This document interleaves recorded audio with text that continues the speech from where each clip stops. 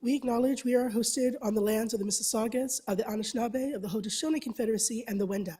We also recognize the enduring presence of all First Nations, Métis, and Inuit peoples. Thank you.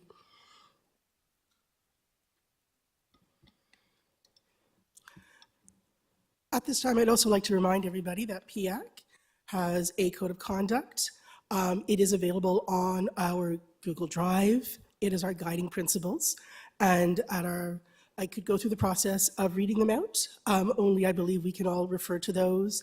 And if you have any questions about them, feel free to direct them to me, and we can talk about them. As well, I'd like to ask right now if there's any conflict of interest. So you were actually sent the agenda, so you know the items on that agenda. If anybody in the room has a conflict of interest, if you could let us know right now what those items will be, so we know where those conflicts are. Hearing none, moving on. As well, we also ask about a change in membership status. So based on the eligibility criteria of PIAC, things can happen, people's lives change, and your membership status could possibly have changed as well. So this is also a moment where we ask members to identify if their membership status has changed. Okay, seeing none, moving on. As well, I'm now asking for the approval of the consent agenda, as well as the agenda from our October meeting. So first we'll start with the agenda.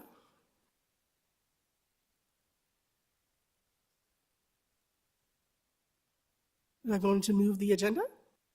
Oh, I'll move. Thank you, Janice. Susan Lee, Ward 12.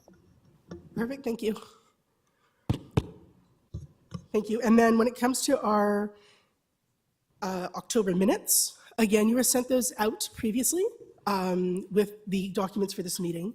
If there are any changes which you see need to be changed, if you could provide those changes to Latha, and we can make changes that need to be changed of the minutes from our October meeting.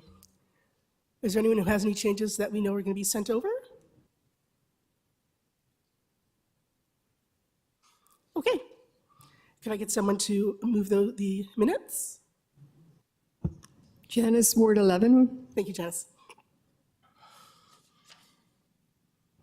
So before we continue, as currently I am one co-chair of two, that the second one hasn't arrived yet, I would actually need, as they haven't been elected, I will need somebody to sit up with me and help me chair the meeting. Do I have any volunteers? Janice, if you would love to, that would be great. Thank you. So Janice will be joining me up here.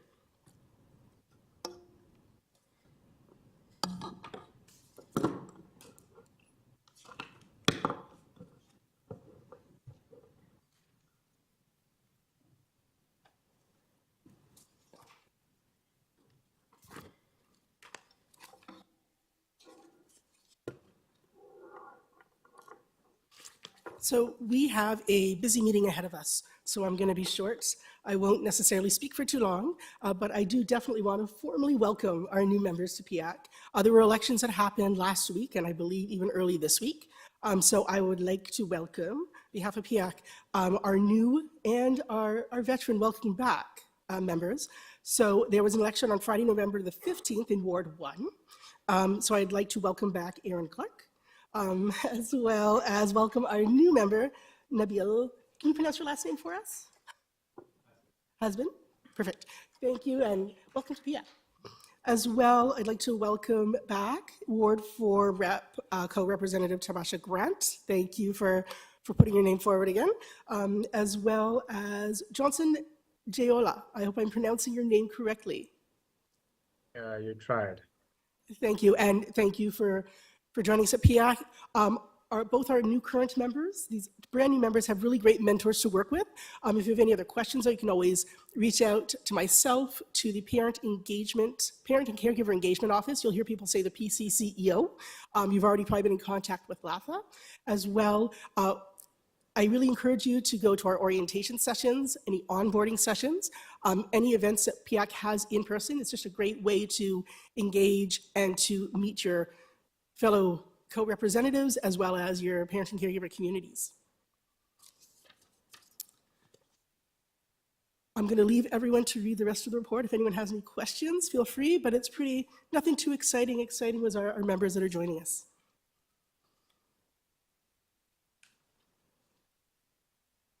Moving on to our trustee reports, and a welcome back as well, actually, to Trustee Mateus Duvitas, who is joining us again, as there was a reorganization meeting as well last week, I believe it was, and he is back again, committed to helping support PIAC. So thank you, and welcome back, Trustee Duvitas.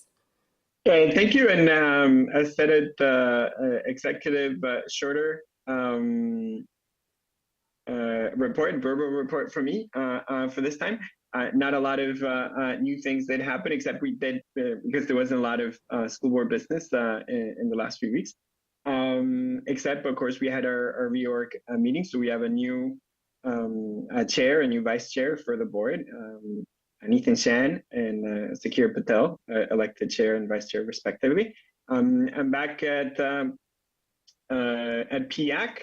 Happy to be here and look forward to working with some of the new folks and some of the folks that are continuing the good work. And looking forward to better applying myself to the work that's happening now that I have a better understanding of the function and some of the different elements around PIAC. And I did have a question at the last meeting about what's going to happen with the open seat, because we do have an open seat. We had our former chair, Rachel Chernoslin. She ran for council and she was able to win the election very comfortably. And I just wanted to sort of let people know that that's the decision that still has to be made by the board. So that will come at the next meeting. And we have basically 3 months to make a decision on how we're filling the spot. We basically have a couple of choices. We can designate someone through a process to fill the spot temporarily, but it's a couple of years, so it's a long time to appoint someone. And the other option, of course, is to call a by-election, which is a little bit expensive, so that's something else to consider. So we'll have to make that determination when we get the report from staff, and then we'll move forward on that. Outside of that, I'm happy to take any questions, happy to take any comments back to the board. And as always, reach out. A couple of folks that have in the last week on different issues, and I'm happy to try and be helpful as I can and try and connect your voice and your concerns to the rest of the board. Thank you. Do we have any questions for Trustee Duvitas? We will create a speakers list. Please, as well, be advised that our speakers at this meeting and going forward will be timed. We do have somebody in the room timing us. Speakers will have 2 minutes to speak. Once, if we can and time allows, we will have a second round. Thank you, everybody.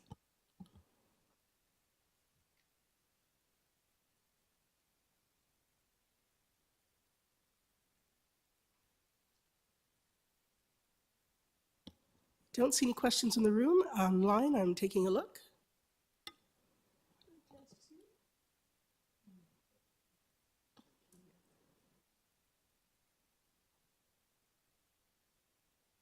Okay, so again, thank you, Trustee Duvitas, for your report. And again, anybody who has any questions can always reach out as well to him directly.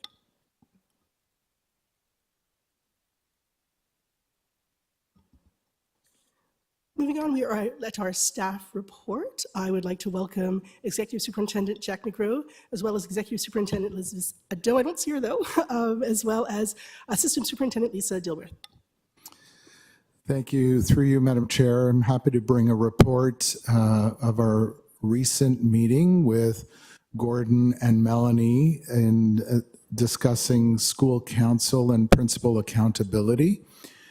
So in our discussion, we looked at 3 areas to address, both short-term types of actions, medium-term responses, and long-term goals.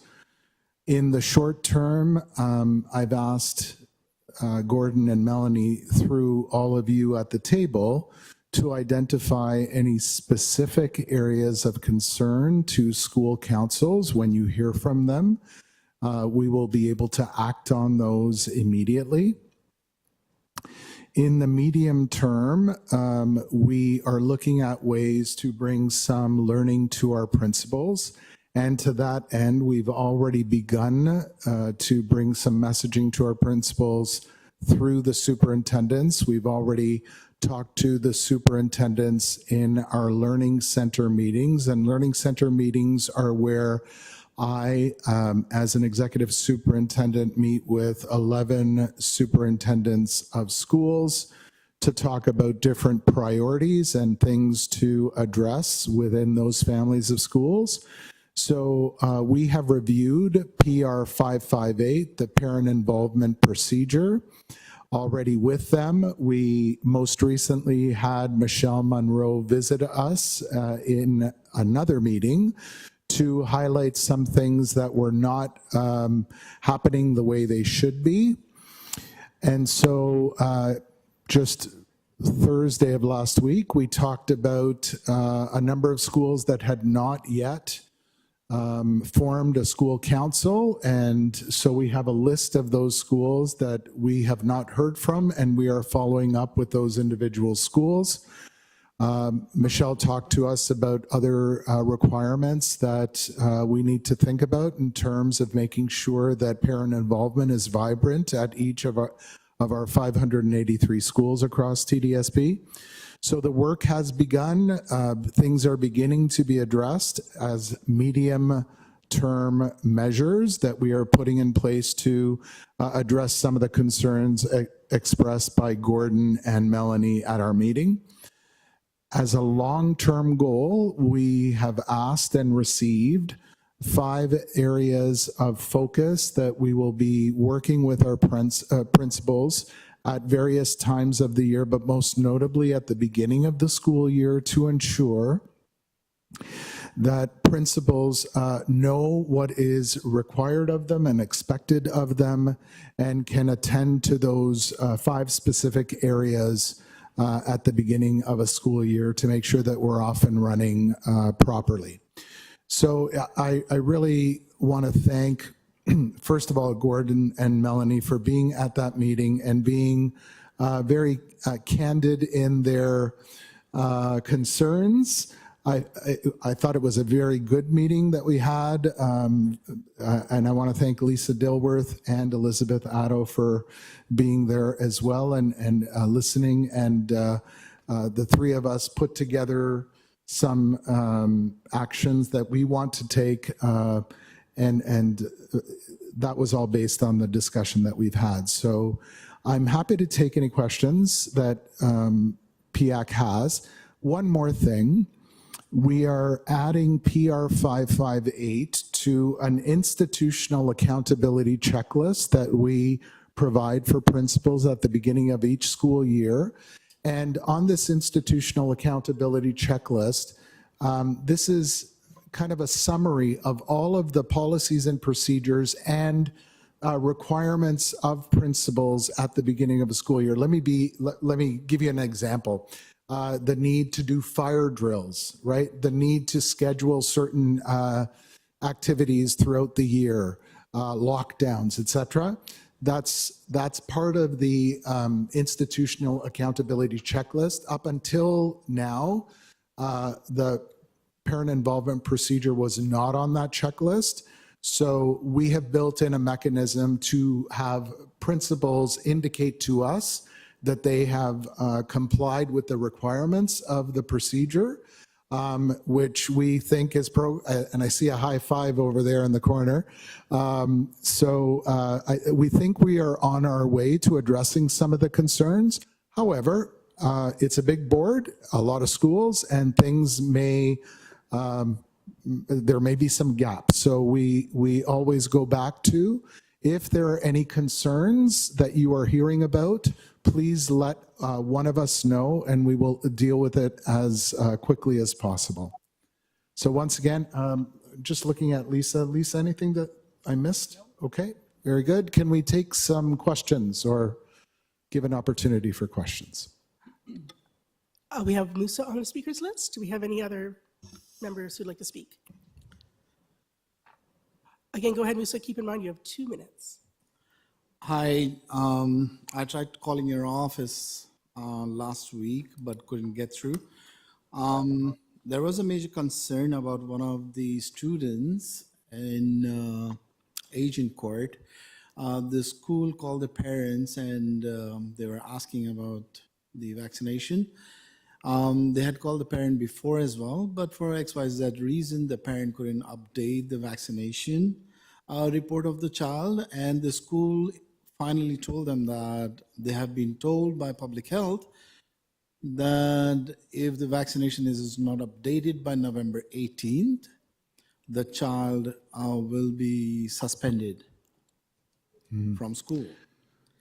And I looked up the article regarding the vaccination at public health, and it clearly says that the officer should only take this action if there is a pandemic or a looming threat of a pandemic for that particular disease and the vaccination involved. So I don't know what's happening. This is something that the parents were very scared and they wanted some concrete answers. Thank you for the question. Through you, Madam Chair. So first of all, there are rules for vaccinations that are really dictated by Toronto Public Health. I'd be happy to follow up on that, although that is in the end of the city. That is Elizabeth Addo's Learning Center, and the superintendent's name is Mary Linton. So we're happy to follow up with the parent on that. And any other concern, I would remind you all of the parent concern protocol that is currently in revision. And so, but there are clear steps to address parental concerns in the protocol. So we start first with, if it's a classroom-based issue, you would speak first to the teacher and then move to the principal and then the superintendent. So please remind people that ask you questions about the parent concern protocol and how to effectively get responses to questions so that, but we're happy to follow up. I can, if you want to send Executive Superintendent Addo an email about that, we can certainly direct you in the right way. On the issue of vaccinations, however, there are requirements that are spelled out by Toronto Public Health around that. Thank you. Thank you, Executive Superintendent. Was there anything to add to that, or? I was just going to say, if you could specify if it's Agent Court Secondary or the elementary school. It's the same superintendent, but if you could just specify which of the two schools. Is the elementary school? Thank you. As well, I see Jenny with her hand up. And again, Jenny, 2 minutes. Thank you. I'm glad that we have the parent engagement protocol added to the checklist. I just want to get clarification for the info that they have to confirm with you. Is it just that they have initiated a council, or is there also a thing about updating the chair list and getting their emails and stuff set up as well? So the way that checklist works is that there is an indication of a procedure, and it's the responsibility of principals to make sure that they have complied with all elements of the procedure. Otherwise, it would be a multi-page list. So when they sign off that they have followed the procedures, they have signed off. They have indicated that all of the requirements have been met. The sign-off is actually done by the superintendent in consultation with the principal. So the superintendent is involved as well. Okay, thank you. Thank you. Do we have any more questions for? Hi, Chair. It's Executive Superintendent Elizabeth Addo. Oh, sorry. Elizabeth joins us. Okay. Superintendent Hi, Addo? can you hear me okay? We can hear you. Go ahead. Oh, hi. So I just thank you, Jack, for providing a little bit of clarity around the vaccinations and the, please, if you can ask the caller to send an email to me, elizabeth.addo@tdsb.on.ca, and we'll make sure that there is some follow-up for that parent. Thank you so much. Thank you, Executive Superintendent Joe. Okay, so if there are no other questions as well, keep in mind you can always reach out after tonight's meeting directly with other questions you may have. Moving on, we are going to give me the opportunity to talk about. Sorry, I do have a question, and I put it in the chat. Oh, I apologize. Right now, actually, could we let Janice access to our meeting so we can see the chat, please? I apologize. Hold on just a moment for us.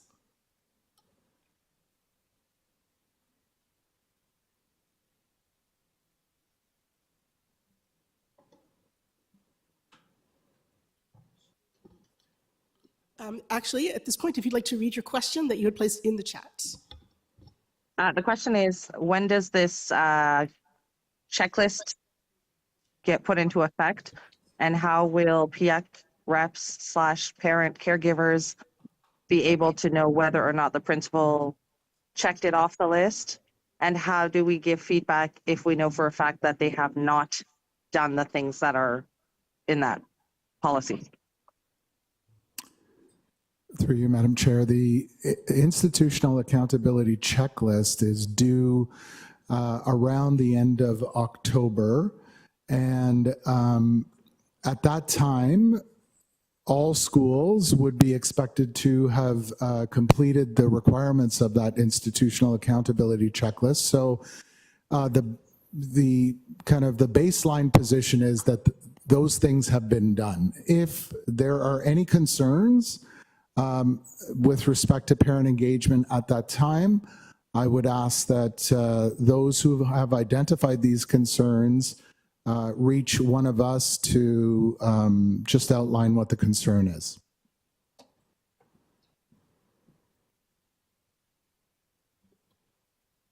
Thank you.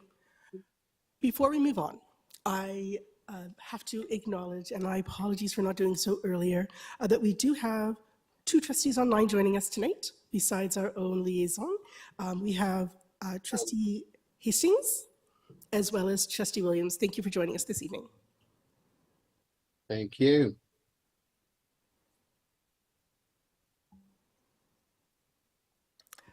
So what we're going to do is we're going to, I apologize, I do see a question. I can let that question happen, but folks, after that one question, we have to move on. It's my promise to make sure that we stay on track and make sure this meeting moves. But it is one of our brand new members who has a question, at least from what I can see from my end here on the wall. It was at Ward 4, Johnson? Yes, Johnson Jayola. May I go ahead? Chair, may I go ahead with my question? Absolutely. Thank you. Good evening, everyone. So, thank you for your report, sir. And my question borders around the beautiful job that you've done, which is institutional accountability checklist. So I'd like to know, has this been circulated to all school principals? If yes, should we be expecting a feedback from them by January, which is what you pegged the checklist submission for? So just for you to give us the timeline about this beautiful idea. Thank you. Thank you for the question, through you, Madam Chair. I want to be clear, this year's institutional checklist that has already been completed did not include PR 558. This is something that we are putting on for the next school year. So I would encourage everyone to continue to indicate any concerns that you have about PR 558, because was not on this year's institutional checklist.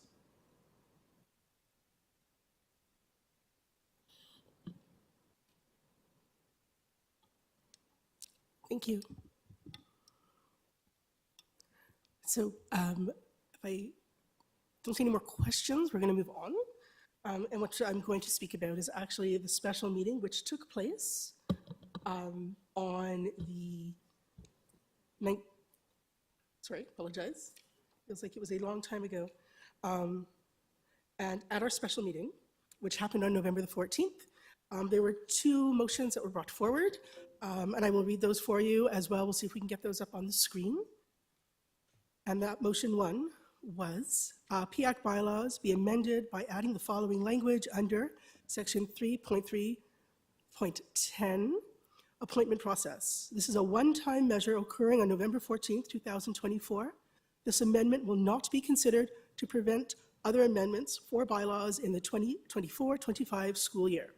Where PIAC terms have ended in the past 2 years and elections have not occurred, the incumbent will be appointed to PIAC as a co-representative from November 12, 2025 to March 31st, 2025. I believe that should have been 2024, but I can go back when it came to November 12. Or when an election to fill vacancy is conducted, whichever occurs first. That motion had been carried. Motion two, which was brought forward, was that membership working group will work together with the PCCEO staff to follow existing processes to hold PIAC co-representatives positions elections in collaboration with trustees where possible, but where necessary, that elections be held without the trustee involvement to ensure PIAC co-representative positions are not vacant. The membership working group will undertake to review and revise the election procedures for PIAC elections and report back to PIAC with a motion no later than January 2025. That motion had also carried. So at that particular special meeting, these two motions were brought forward to ensure that we had our membership available to be present at elections if they choose to run again. And we are encouraging all trustees, of course, to hold their elections to make sure that we don't have vacant spaces, expired terms, and if a term is coming up, which there are some that are going to be running up in February, January as well. So we're reaching out right now to trustees, encouraging them, letting them know PIAC exists and how important that partnership is that we do have with them and the board and staff. So that is what took place. There was a healthy conversation. There are minutes which will be circulated, so we'll make sure that everybody who was at the meeting, as well as those who were not able to attend, have complete information as to the conversations that took place during that special meeting. I'd like to offer my appreciation to all those who contributed, whether it was before the meeting, during the meeting, and the patience that they provided PIAC to get through this difficult time. We are hoping this is not going to happen often, as this was a one-time event, we hope, and we want to believe is a one-time event. Thank you.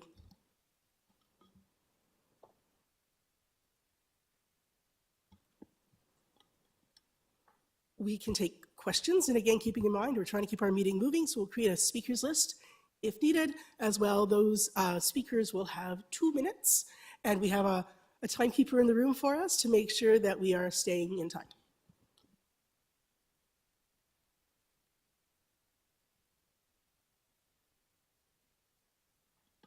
Seeing none in the room, seeing none online. I myself, for some reason, had a challenge getting into this meeting because I guess I'm here, so the universe says you're here, you're not online. But I'm not sure if Latha can actually see our chat to see if anybody has any questions in the chat, which can be read.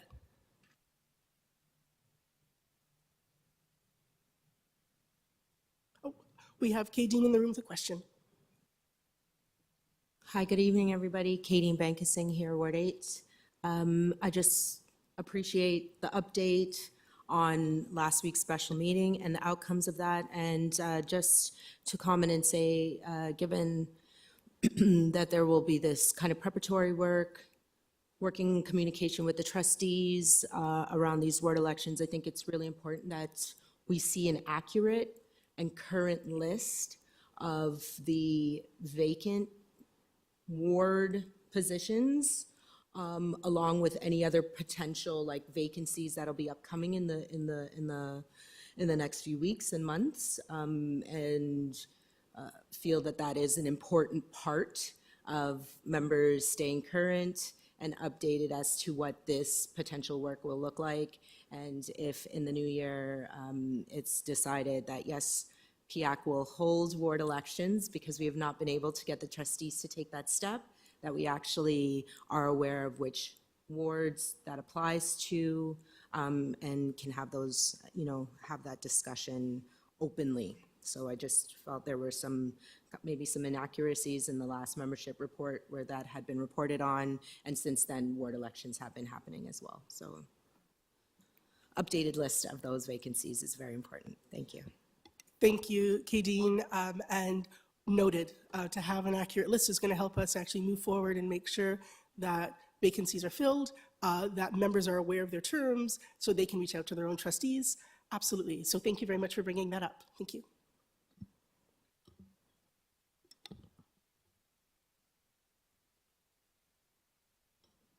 I see a hand online. Is it Johnson? Oh, sorry, I apologize, Bruce. It's just I need binoculars. I apologize. Bruce, go ahead. Oh, yes, good evening. Just wanted to inquire about the Appendix 1, specifically to my term, as it expires in May, not February. So I don't know if that needs to be updated. I'd like to have that noted. Also, it's awesome that we have a trustee who's active, and we do have a Ward 10 PIAC co-rep election scheduled for during her Ward 10 forum on Thursday. I just want to know, though, I didn't see a notice of resignation or anything from either rep, so I'm not sure how that vacancy was put forward to her to be able to schedule a Ward 10 PIAC co-rep election. I have Michelle. Go ahead, Michelle. Oh, did you want to speak? Oh, sorry. I thought Michelle wanted to speak. That is a great question, Bruce. If I could ask membership to contact the PCCO office to confirm that vacancy, if that is a vacancy, as a process. Michelle? Through you, Chair, just point of clarification. I believe I'm hearing the question from Ward 10. Bruce, correct? You're trying to clarify how the trustee was made aware of the vacancy. Is that the question you're asking? No, actually, it's a little more specific how they're able to schedule an election with none of any PIAC member having notice, because I know in the bylaws there has to be a letter of resignation sent to the trustee, that has to be sent to the PIAC office, that has to be circulated and advertised to all the parents in the ward. So I'm not sure how where in that process was skipped. Through you, Chair, I'll outline the process real quickly. So a communication had come from the chair that went out to all trustees, I believe a couple weeks ago, reminding all trustees that elections are to be held, and was actually asking them to have them done by December 17th where possible. So I know a number of trustees saw that communication and took action. The process from then forward is, once the notification is made, and trustees may then organize their meeting. Once the meeting is organized, then communication goes out to all schools and principals and request that the information be shared across the ward because it is for that ward-based election. And then the parents are then able to respond based on the communication that goes out from there onward.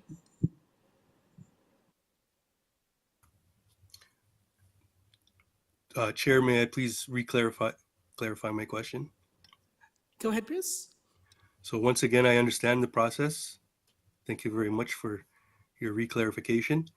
But I'm wondering how an election was scheduled when no correspondence pertaining to a vacancy was set out. That's my question. Can you please speak to that? Thank you, Bruce. Actually, I have Kadeen. Sorry, I keep seeing hands go up in the air, so I don't want to. Sorry, I don't have an answer, but what I'm understanding the question to be is how it was determined that that position at Ward 10 was vacant, and needed to be filled, because currently what's here, the term has not expired until February. And I think I'm hearing Bruce also say that there was no official resignation received for that position. So it's just some clarity around how it's been determined that that vacancy needs to be filled when, based on what we have here, it's occupied by a member. Thank you, Keating. Thank you, Bruce. Nadia, I do see your hand. I just want to respond, and then I will have you on the speakers list. So that's why I think this is something that we can take offline tonight, but go back to membership to get some clarity on that vacancy or not vacancy in Ward 10. So thank you, Bruce, for that question and asking for that clarity. Again, we'll take that offline if that is okay with you, and be able to respond to you as well. So you'll be kept in the loop, and we'll connect with membership to have that clarity on that position. And I appreciate the patience of our Ward 10 Rep. D. Williams to help facilitate that if there happens to be a vacancy. Now I see Nadia's hand, and then Bruce again, and then based on our time, I should double check, we might have to move after, so we're going to do Nadia, Bruce, again, 2 minutes per person, and then we're moving on to the next item. Thank you. Yeah, sorry. I just wanted to maybe help out a little bit here. Just a quick question for Bruce. Bruce, is your ward rep or co-rep like active, and are they like coming to the meetings? Because maybe that's another piece, because I know there's two pieces. Like if a ward rep is not active, then I know that there's a process for that, and then I know the other process with the resignation letter. So maybe that's just something that we're yeah, just maybe that's something to consider there. Thank you, Nadia. And again, that is a very good point. When it comes to attendance records, that does play into a vacant spot. So I will, again, this is why I don't want to do it right now tonight, because it means going back to records and making sure. So we'll go back to membership. I see, of course, Bruce, I don't see your hand anymore, so I'm not sure if that was legacy. Well, no, it was, I re-raised it, but if you're concerned with time, then I'll raise this question in other business, because it's a procedural thing at this point, because there is an election scheduled in 2 days, yet there's no correspondence as to how that would come about. So for reason of transparency, that would need to be addressed, I think. Agreed. Thank you, Bruce. I have Melanie's hand, I have Michelle's, and then folks, we are going to close the speakers list so we can get to our next item.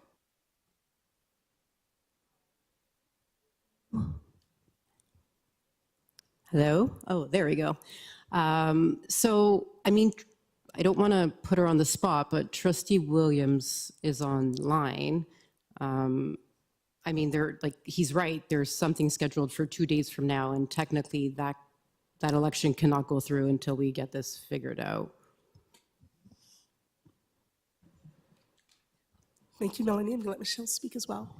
Through you, Chair. So there is record indicating that one of the ward rep had not met all of the meeting criteria. That's going to be coming forward tonight in the membership report.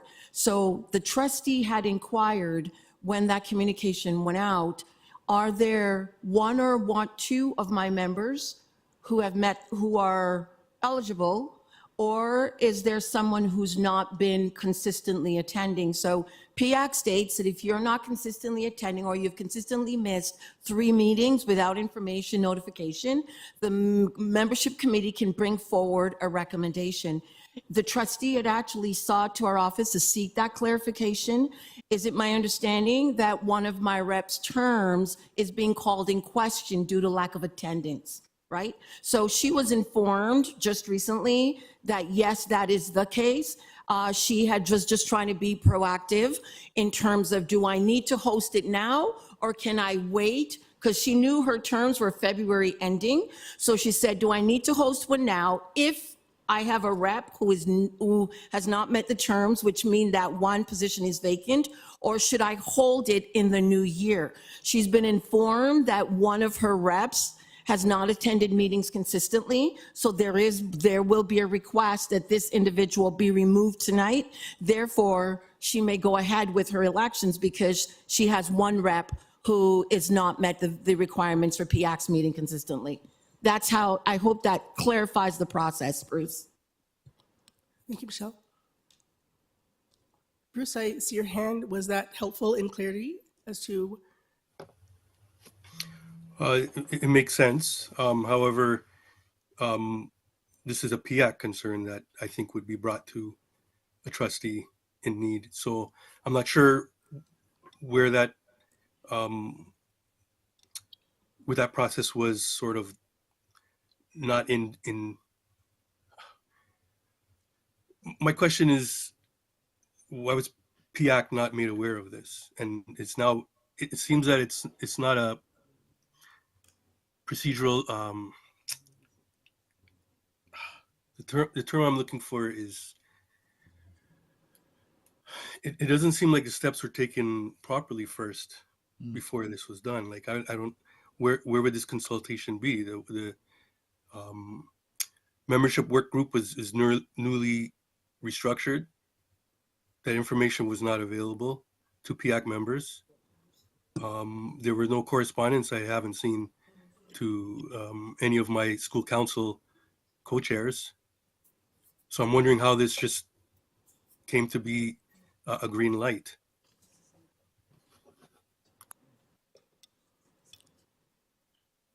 Thank you, Bruce. Very good points about process. When it comes to a decision made right now, whether or not that election will take place, again, with your patience, if we could just take this, and I say take it offline, it doesn't mean that it disappears at all, because it would just mean that we probably have to go back and have that conversation. To say that it's possible, and again, this is a conversation with the trustee, PCO, and membership, to say that tonight there is a motion, as you see in your package, where that particular member will be, their spot will be deemed as vacant. As well, knowing that the trustee will be having an election, a ward forum in February, it could be a possibility that that election takes place for that vacant spot to make sure that all advertising went and the position was officially deemed as vacant. That's why to have this conversation right now, it's a good conversation, but it's a larger conversation. And you're absolutely right, there's process and it's in our bylaws. So, and when it comes to membership attendance, and that is something membership tracks. So that's, again, we can follow up with membership after this evening right now to just confirm when that attendance had lapsed and when that actually took place. Thank you, Bruce. And I see Musa. And again, folks, I'm just looking at the agenda because we time boxed it. We are down to literally 2 minutes before we need to move on so we can make sure we get our meeting happening. Thank you. Musa? This is Musa Alu, Ward 19. My question is, was this brought to the PIAC committee? Was this concern brought to the PIAC committee, to the PIAC members, or to the PIAC chair? Or were you aware of this? I was aware of it when the PCO office was. So again, it was short notice. I'm not going to deny that. So that's why I'm saying this motion, of course, tonight, the recommendation does deem that location, that spot as vacant. So the election would happen after that, of course, and the right advertisement would have to take place to make sure that members in the community, if they choose to run for that position, they can do so. Yeah, because I think communication needs to be done with the PIAC co-rep in question as to why she wasn't attending. Secondly, it should be brought to the PIAC membership, ideally. And the next thing would be for the trustee to wait. If the trustee is calling the election now, before the term ends, I don't know if the trustee is calling for one position election because the other co-rep's position is ending in February 2025. So if the trustee is calling the election now, I don't know if it's for one position or both the positions. Thank you, Musa. So I appreciate the proactiveness of our trustee to make sure an election happens. So we can always communicate with our trustees to ask when another election can take place. And Trustee Williams is PIAC alumni, to be honest. So when I say the phrase gets it, she does understand how important it is to make sure that we do have reps on our committee. So thank you, Musa, for your question. We're going to close this speakers list right now so we can move on with our meeting. Thank you, everyone, for your patience. So we're going to move on to our working group reports. And we have operational effectiveness, who's bringing a motion to the floor.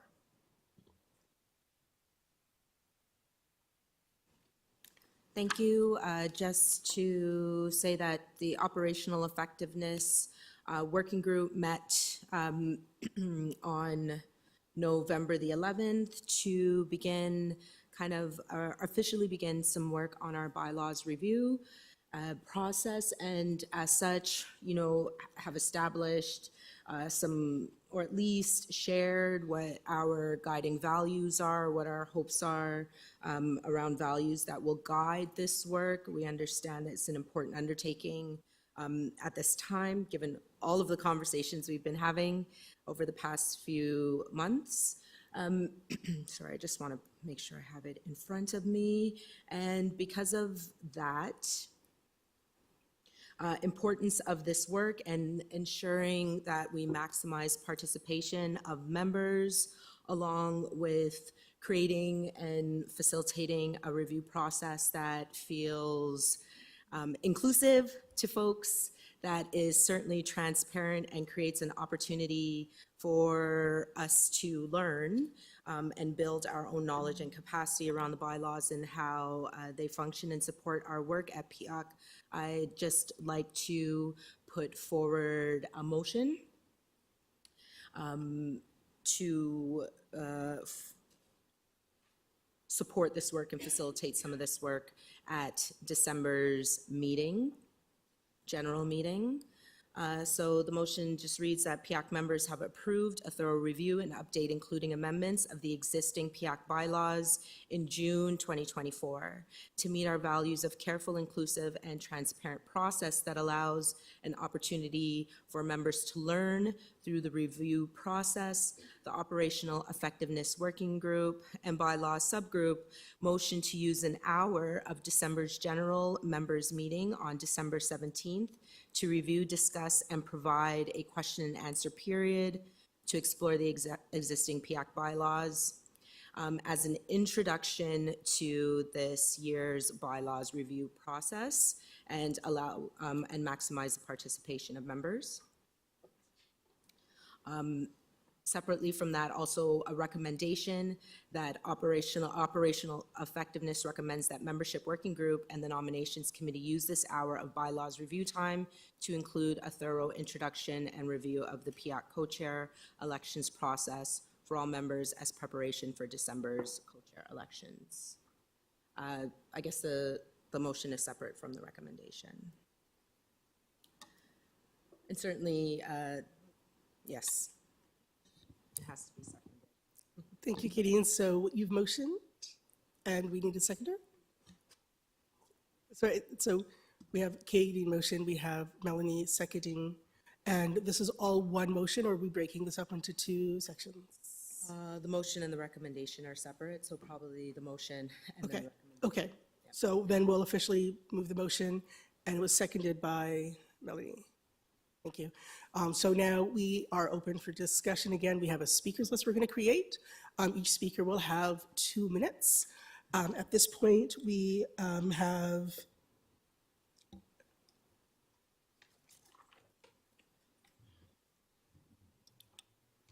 about 5. Basically, we can take 3 speakers at the moment. Okay, so we have 3 speakers if there's a list we can create.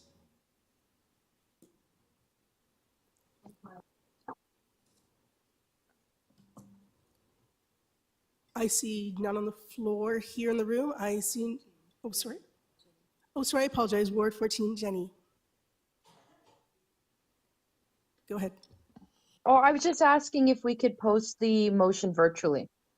Oh, can that be done, Lapa, by chance? Thank you.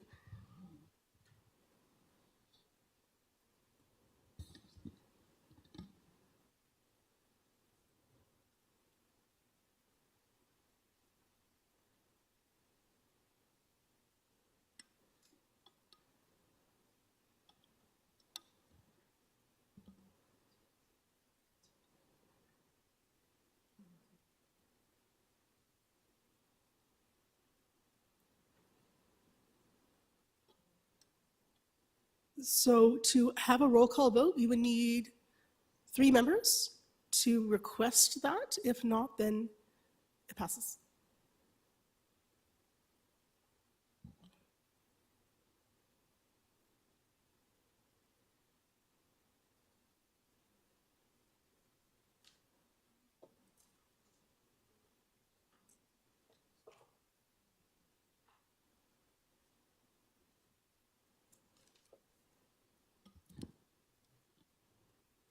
I don't see the hands right now online. If there are any hands in the room, I don't have any requests.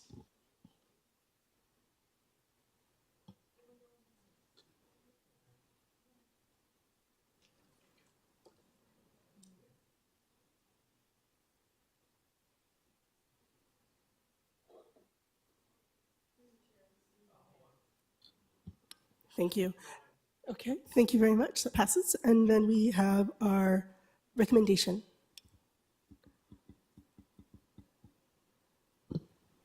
Thank you. And the recommendation just reads that the Operational Effectiveness Working Group recommends that the Membership Working Group and Nominations Committee use this hour, so within this hour that we have just approved of bylaws review, that they include a thorough introduction and review of the PIAC co-chair elections process for all members as preparation for the elections that will happen in December. So also to just incorporate into that an opportunity to share, take questions, and clarify the co-chair elections process during that time. Thank you, Kadeen. Again, if we have a request from 3 members, but I don't see any in the room, and Janice, do you see any online? Okay, thank you.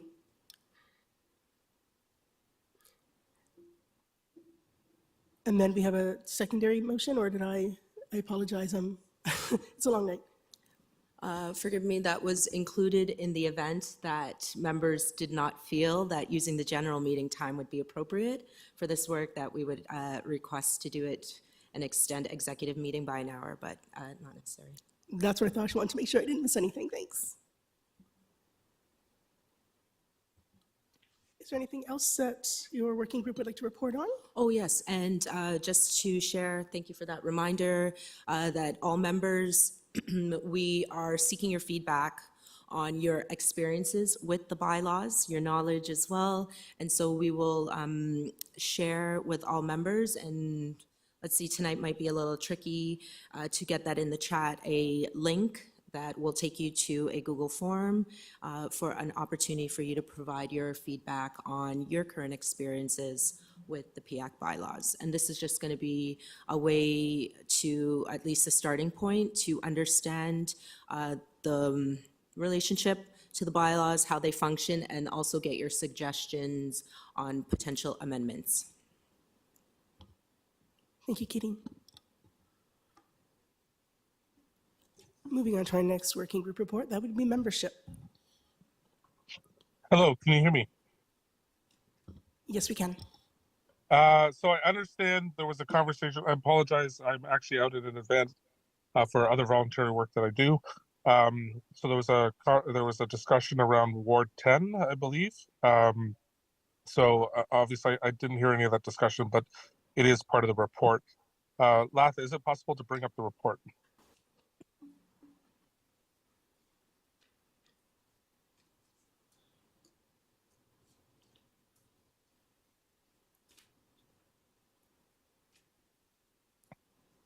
So while that's being brought up, effectively, membership group met.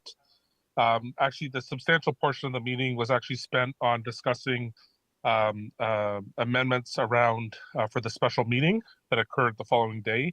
And I think that was a worthy discussion because ultimately at the special meeting there was success. But if we can scroll down, I'll just quickly speak to the motions. I do understand that Zena congratulated the members and re-elected members that both were from Ward 1 and I think Ward 4. So again, I also echo welcome back or welcome on board. So again, the membership working group has 3 motions today. First is to approve the election procedure as presented in Appendix 2 for the report at the bottom of this report, and proceed with the co-chair election at on December 17th general meeting. There is concern around the December meeting is our lowest attended meeting if you take a look at our minutes over the last number of years. Something that we had done in past years is actually, even though it was never executed because there wasn't a need for an election, was actually to allow for a period of time. We will be using Election Buddy, so we can basically the procedure would be to initiate the election on December 17th, but that the election would not close until January 6th, which is the Monday when all children return to class. And then the membership working group and the nominating committee subgroup would meet probably the following Tuesday or Wednesday with LATHA and the PCCEO office staff to look at the results and then send out communication announcing who was the winner of that. So that's effectively the procedure is the only sort of change from prior years. The second motion or motion is if you look into Appendix 3, the last couple of elections that have occurred at the ward level, I think it's shared services through the trustees are using a Google form with the following information related to PIAC. So again, this is for us to endorse that, that it sort of is compliant with our understanding of the requirements to be a PIAC member. So that's the second motion. And then the third motion, and I think this is related to the discussion that happened previously, is there are, I believe, if you scroll down just slightly, 5 seats where members have either last year were inactive, did not attend more than, were not in attendance for more than for 60% or more of the meetings, which is 60% or more of the meetings, which is a requirement for the bylaws, or have missed the last 3 consecutive meetings, and so that to move to declare these seats vacant. And with that, I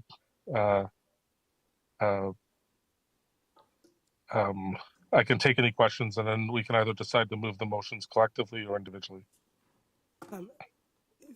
Thank you, Andrew. From what it looks like on your report, it's actually 3 separate motions. So are you asking, so we're going to move are you moving the first motion? Sure, I'll move the first motion. Do we have a seconder for that first motion? Musa, thank you very much. Musa to second. And now, again, we're open for discussion. Again, keeping in mind, this item has 10 minutes allotted to it. So we do have time for about 2-3 speakers if we're looking at that 2-minute time period. And then we go to a vote. And of course, that vote is in favor or against or abstain.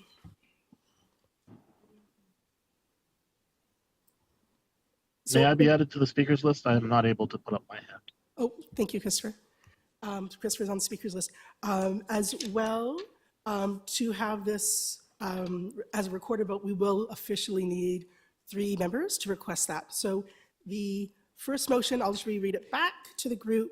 PIAC approve the co-chair election procedure as presented in Appendix 2 of this report and proceed with co-chair election at December 17, 2024 general meeting. So keep in mind, we're looking at approving what's in Appendix 2 as well. I have Christopher on the speakers list. I have Aaron and I have Melanie, and that'll be our close, and sorry, oh, Alice, sorry, Alice, Christopher, Aaron, and Melanie, and then we're going to close that speakers list. Again, 2 minutes per speaker. As it is, we weren't aware that this motion was going to be here tonight, officially on our agenda. So we're going to do our best to squeeze it all in to make sure that we can get our meeting moving. Alice, go ahead.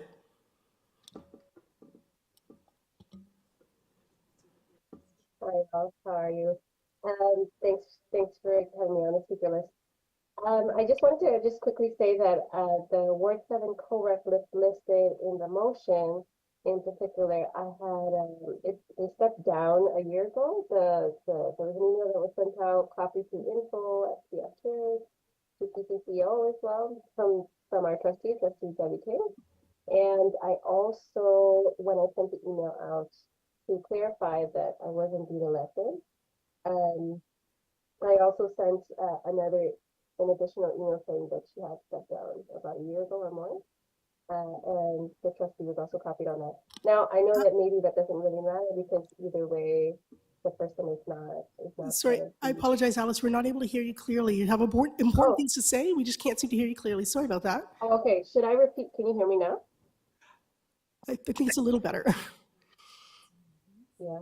Hold on. Sorry.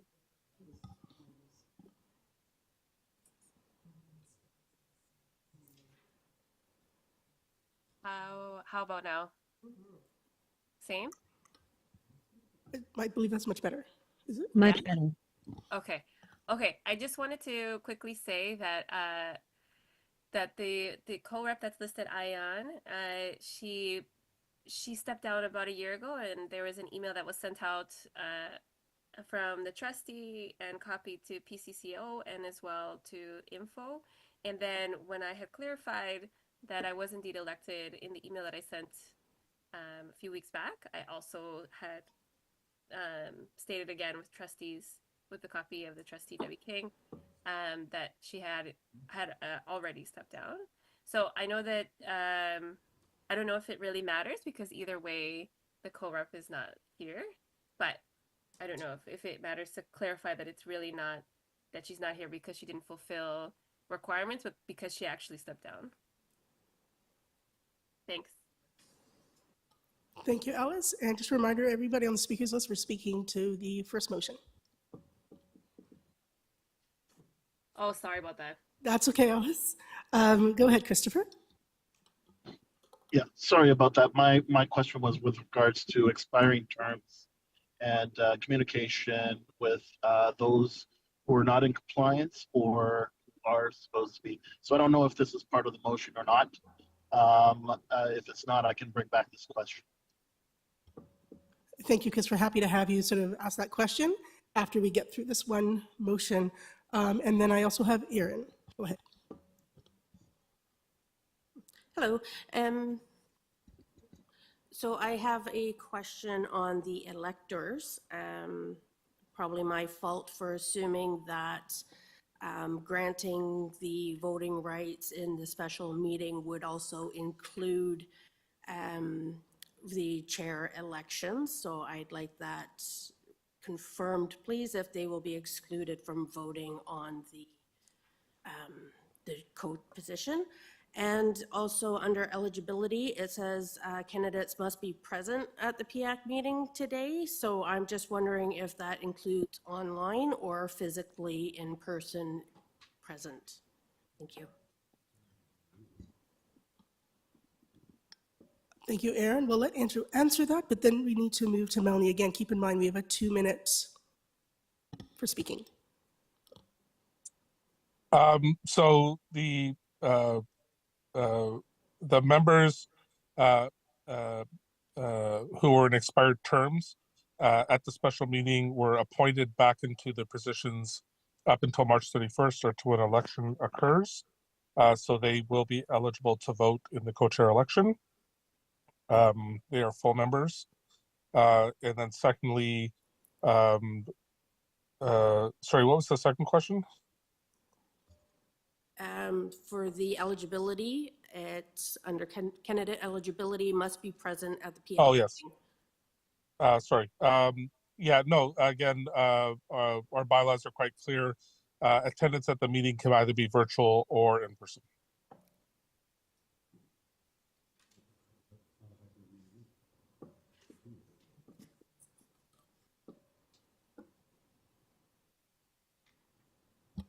I have Melanie, then Azim, and then Kadeen, and then we will have to close this to vote.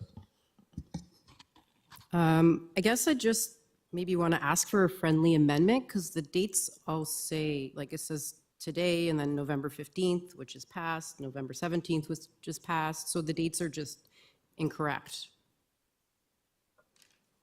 Oh, actually, you are correct. I forgot to update the nominating piece. So that would be as if the election had occurred. So the friendly amendment would be that the election package would go out 4 weeks before the election, and that there would be in time for the exec meeting what the nomination would be. So the closing would be the Monday before the exec meeting. So I think if we're working backward, it'd be like December 9th.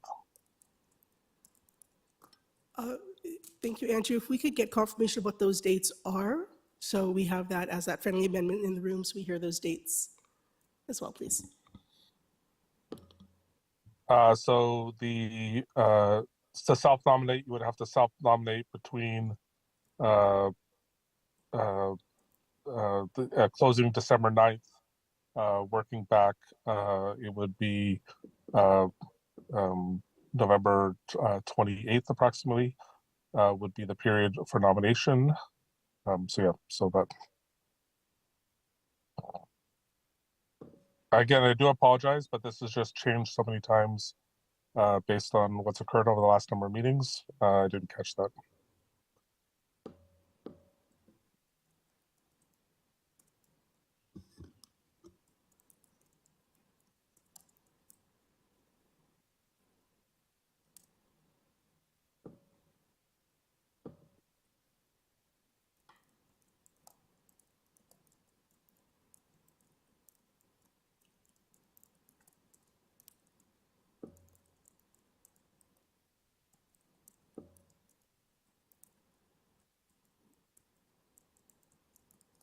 Sorry, is someone speaking?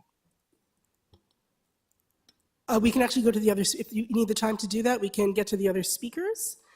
So I have Azim, and then I have Janice, and then to be fair, folks, again, we're going to be here till midnight if we have one more speaker on this list, because we have two other motions that we need to actually get through, and we have to determine whether this is going to be a recorded vote. Okay. Thank you. Thank you. The electors, it says that representatives with unexpired 2-year terms. So if anyone is elected today and tomorrow, they will not have 2 years time. So I think the wordings need to be a little bit changed. Just it could be unexpired term, not a 2-year term. Thank you. Again, I accept that friendly amendment. So we'll scratch the 2-year and make it who are in current terms. Thank you, Andrew. Thank you, Azim. We have Janice, and then again, we'll wait for the friendly amendments, and then the decision as to whether or not this is a recorded vote, and do that vote. Thank you, Zena. My first comment is that you've included co-chairs in the electors list. However, that is contrary to our bylaws. Co-chairs do not have a vote in our meetings. And secondly, announcing today that people have to be at the meeting today to be eligible for to run seems a little bit impossible, because if a person for whatever reason did not attend the meeting today, they wouldn't have known that they had to attend the meeting today. Thanks. Thank you, Janice. So 2 points. The bylaws speak to parent members being the voting electorate, and the co-chair is a parent member. And further, the co-chair does vote. The co-chair votes in the case of a tie. So the bylaws are clear that the co-chair is able to vote in the co-chair election. Then secondly, yes, again, the language is about, and I apologize to get up to moving quickly with this, is that attendance it is at the December 17th meeting. I just want to reiterate, if we do not approve an election procedure at this meeting, there will not be an election at the December meeting, and we will go another month without having a co-chair, having a co-chair. So again, I do apologize. This again, there was lots of sort of moving pieces, but the intent is for the election to occur on December 17th.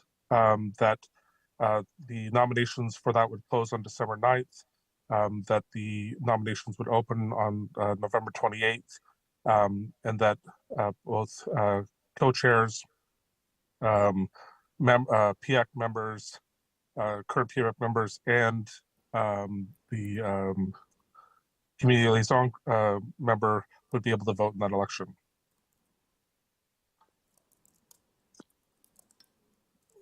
Thank you, Andrew. I'm aware that I can vote in the event of a tie. Thank you. So what we're going to do right now is you're making that friendly amendment, and if you can provide the document to Latha as well, so we can have that on record. I need a request of 3 members to have a recorded vote, a roll call vote. I have Aaron, Ward 1 in the room. I need 2 other members to request a vote. I have Kadeen, Ward 8. I need 1 more person if we're going to have, and we have Asima, Ward 18. Janice, if you could help me with the roll call vote, please.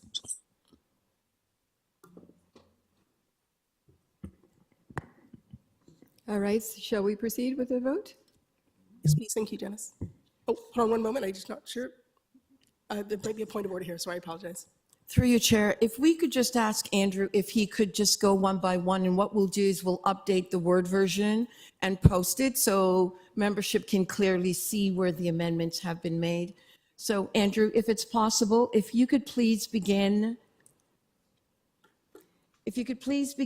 at distribution of the nomination election package. So the returning officers will distribute the election package electronically to all PIAC members by November the 16th. Is that what you indicated? Yeah, so it'll be November the 28th. That will be November 20th, okay? 28th. 28th. All right, and then through a Google form to be sent out, all members are required to confirm which email they would like their electoral ballot sent to. Self-nomination to be a candidate to the position of chair. Self-nominations will begin on what date? November 28th. Will begin on November 28th and will close at 11:59 p.m. on December 9th. On December 9th. Okay, thank you, Andrew. We're almost there. The names for all candidates will be distributed by the returning officer to all members on what date? The evening of? The evening of, so it's the December, I think the December 12th. I think that's the Thursday. And we'll close on December. The names for candidates will be distributed by returning officer. I'm sorry, what was that date? December 12th. December 12th. Okay, I believe those were all the dates for, if we go down to voting, I believe that was where we needed to clarify dates as well. Voting will take place starting at the PIAC meeting. I believe you said voting will take place during the period of December 17th to January 6th, yes? Yes. Okay. And that's to ensure that all PIAC members have an ability to vote, even if they're not able to attend the one meeting and are not able to attend for a 2-hour period on December 17th. So folks, we can't ask any more questions because we're about to vote, but. Just one moment through your chair. Are there any other sections that we've missed, Melanie, with dates? Would you? Oh, my apologies. The electors, as well as the candidate eligibility.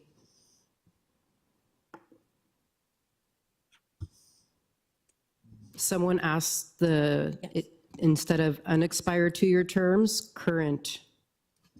I believe we were representatives with unexpired. We were deleting the 2-year and just leaving unexpired terms. I believe Yes. that was Mrs. Amendment.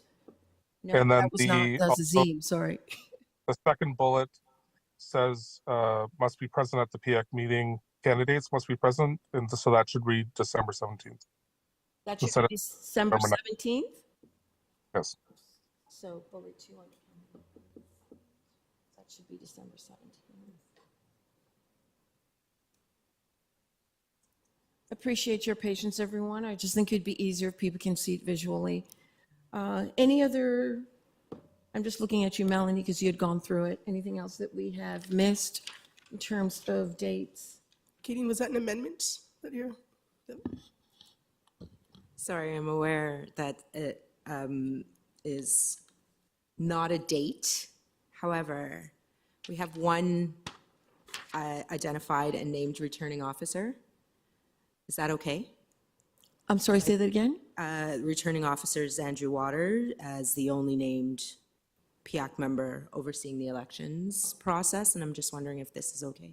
Should there be somebody else that is working alongside Andrew to support this? I had another person, but they've withdrawn. If there's someone at the meeting that would like to work with me, I'm happy to include them. I'm happy to support you if you need someone, Andrew, at Enhagos Ward 16. Appreciate that. The only requirement is you are not able to run for co-chair. Absolutely fine. Thank you. Awesome. Through your chair, just that you've mentioned that, Andrew, is that something you wanted to embed in the guidelines? That if you sit or you're returning officer or you sit on the elections committee, that you're ineligible to run for chair? Did I miss that? Is it in there somewhere? That's part of our current bylaws. If you read under the No, I'm not. sub-nominated, I was asking whether you wanted it in the elections package. No? if people are more comfortable, we can add it. But again, it's in the bylaw. So is half of the stuff. Sure, put a bracket after returning officers, ineligible to run for co-chair.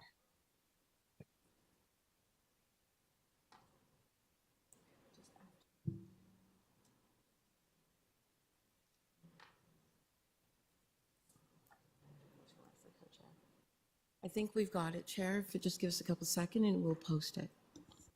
Thank you. And to my understanding for process, we have to actually vote on the amendment and then we actually vote on that motion. Okay, so right now we are currently voting on the amendment, friendly amendments to this motion. And we've had a request for a recorded vote.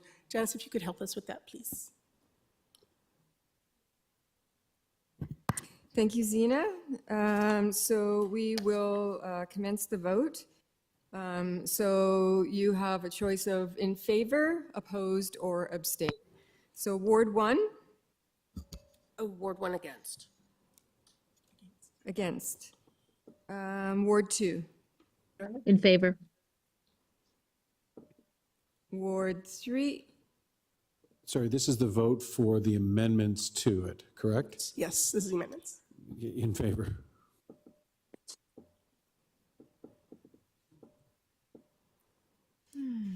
Ward 4, Ward 4, Tamasha Grant, in favor of the amendment. Ward 6,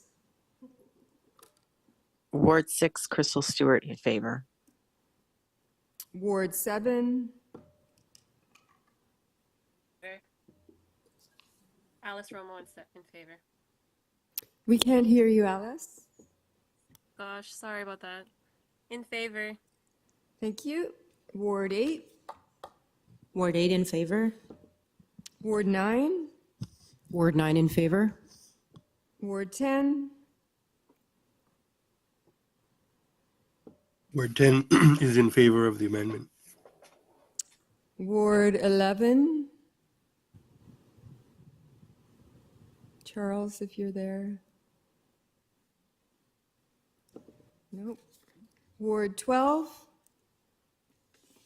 Ward 12, in favor. Ward 13, 13, June, in favor. Ward 14, Ward 14, Jen, in favor. Ward 15,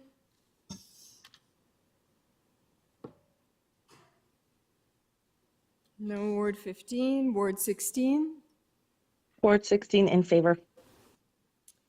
Ward 17, Tanya Ono, Ward 17, in favor.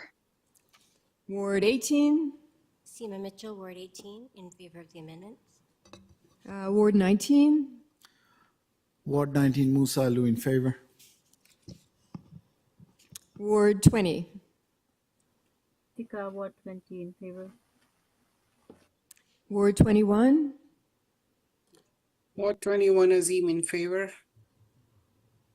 thank you. Ward 22, Ward 22, Nadia, in favor. thank you. And is our Bangladeshi community liaison? No? Okay. So that passes unanimously. And now we are going to do the roll call for the actual motion itself.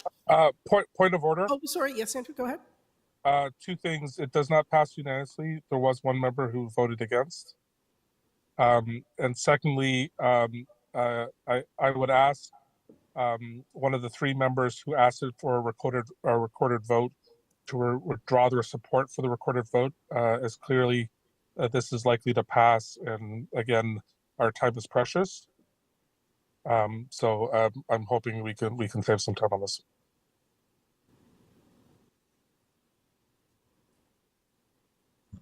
Through you, Chair, my apologies. I didn't hear who voted against. Was that Ward 2? No, I didn't. No, Ward 1.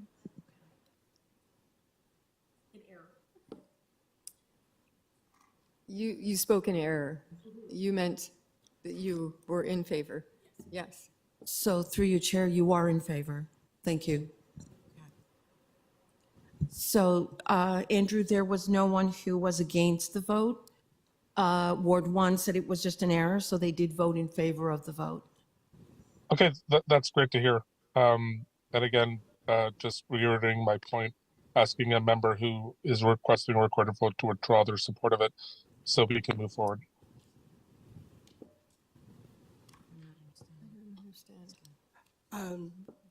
We're being asked, have the three members which had requested the recorded votes to withdraw that. But if they would like that recorded vote to happen, I believe they asked for that, so we can actually proceed. It won't take us very long. It seems that people are responding quite quickly. Thank you. Janice, go ahead. We are now voting on the first motion. So we're now moving on the first motion. So we will begin with Ward 1. In favor, opposed, or abstain? Of the first motion. Yes. Against. Against? Okay. Ward 2.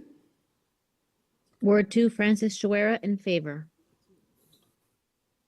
Ward 3. Gordon Harvey in favor. Ward 4. Johnson Jayola, Ward 4, in favor. Ward 6. Ward 6 in favor. Ward 7. Ward 7 in favor. Ward 8. Ward 8 in favor. Ward 9. Ward 9 in favor. Ward 10. Ward 10 in favor.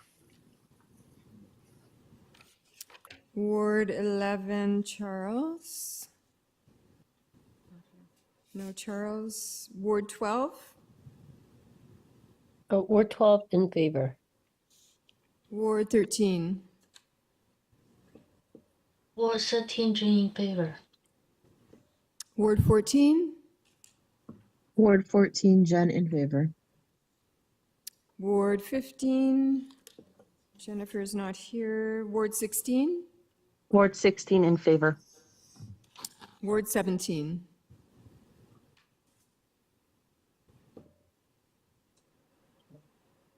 Tanya. Apologies, Ward 17, Tanya Ono, in favor. Thank you. Ward 18. Ward 18 in favor. Ward 19. Ward 19 in favor. Ward 20. Ward 20, Gitika, in favor. Ward 21. 21 in favor.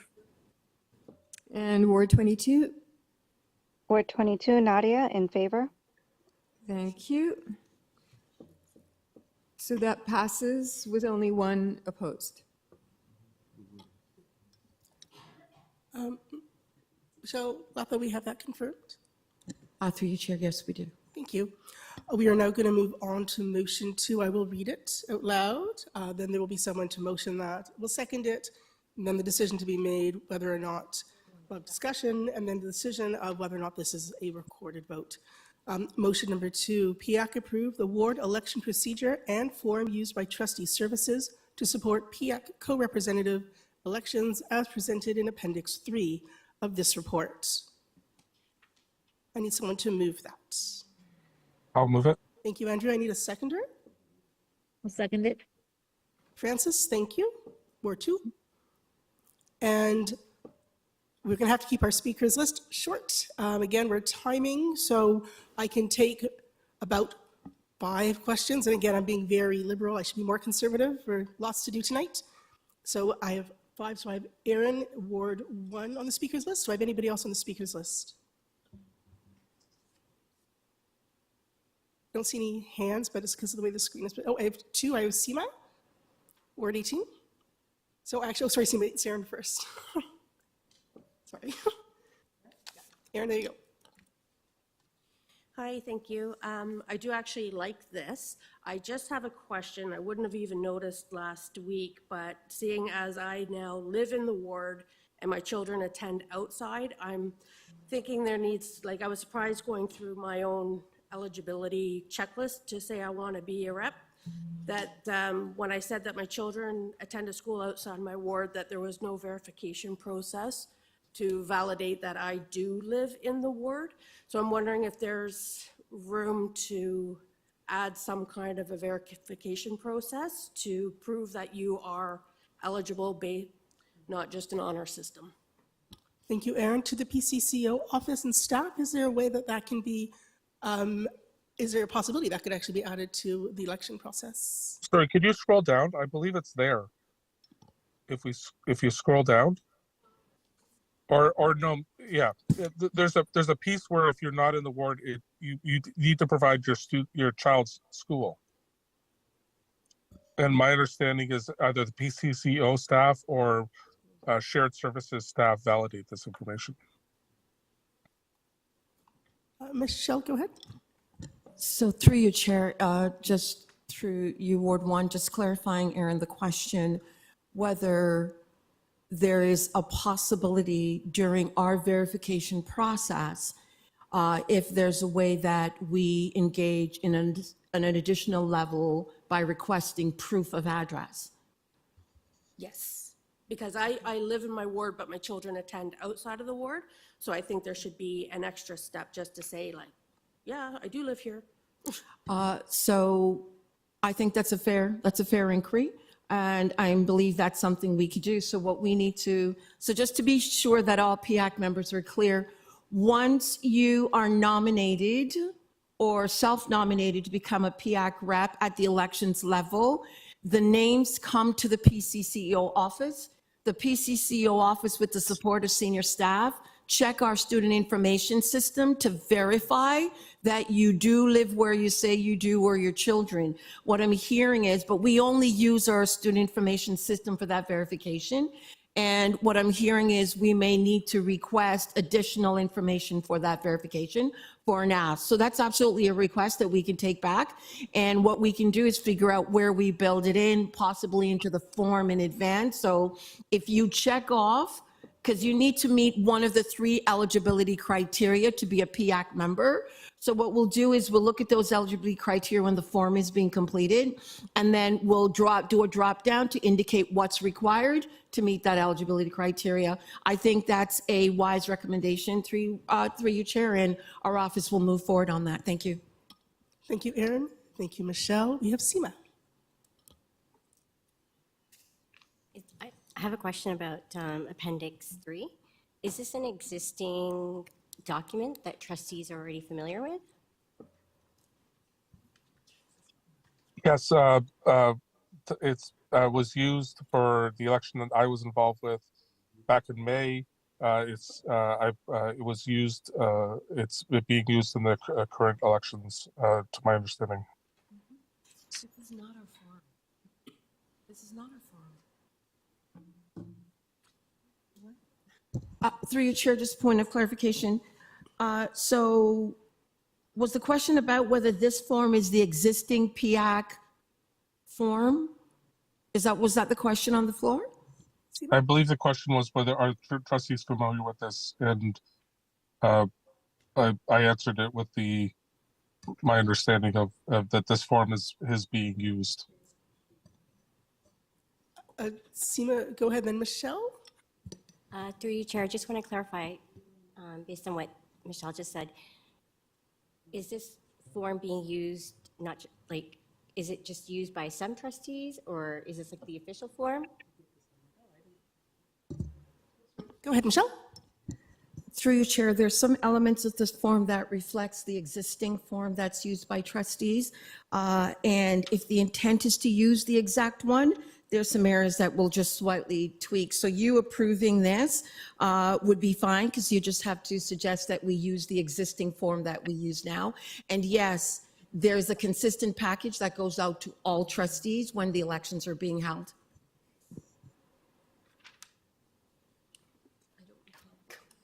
We have Janice, and then we're going to have to decide oh, sorry, I apologize. We have Bruce, and then after Bruce, Janice, and then again, folks, we've got to decide whether this is going to be a recorded vote and make that vote happen so we can move to the third motion. Go ahead, Bruce. Sorry, it was incorrect. I have a question about something else. Sorry.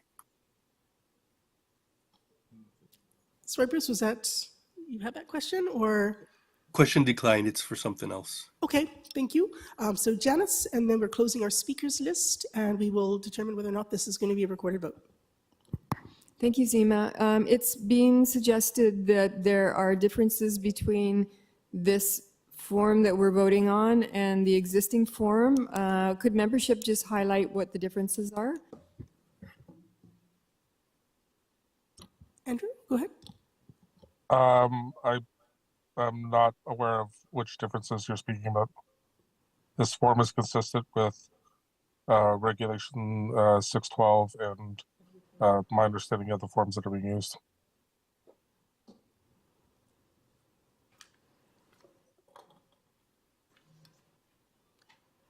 Thank you, Andrew.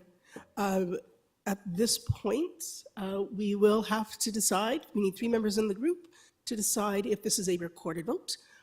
Do I have any requests for a recorded vote? I have Seema. Oh, sorry, is that a request, Seema? Ward 18? Yes. Thank you. We have 1. We have Musa in Ward, I feel like I'm quizzing myself. Sorry? I apologize, Ward 19, I promise I'll get it down. We need a request from 1 more member to have this as a recorded vote.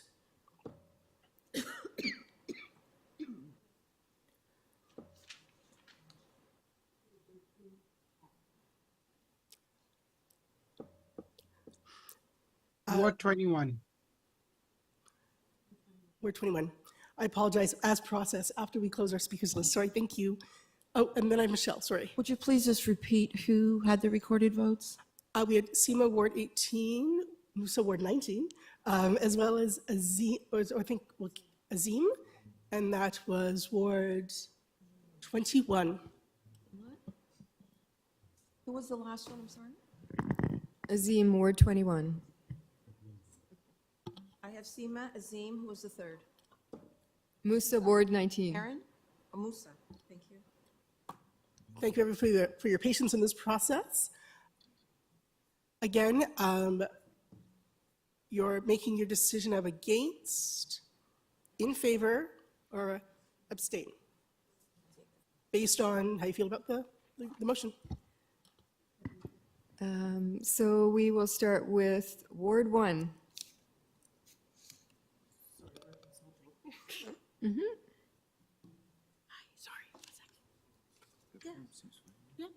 Ward 1 in favor. Ward 2. Ward 2, Francis Shawera in favor. Ward 3. Gordon Harvey, Ward 3 in favor. Ward 4. Tamasha Grant, Ward 4 in favor. Ward 6, Crystal Stewart in favor. Ward 7, Ward 7, just point of clarification, is this motion 2? I'm sorry, could you repeat? This for motion 2? Yes, it's motion 2. Okay, in favor. Ward 8,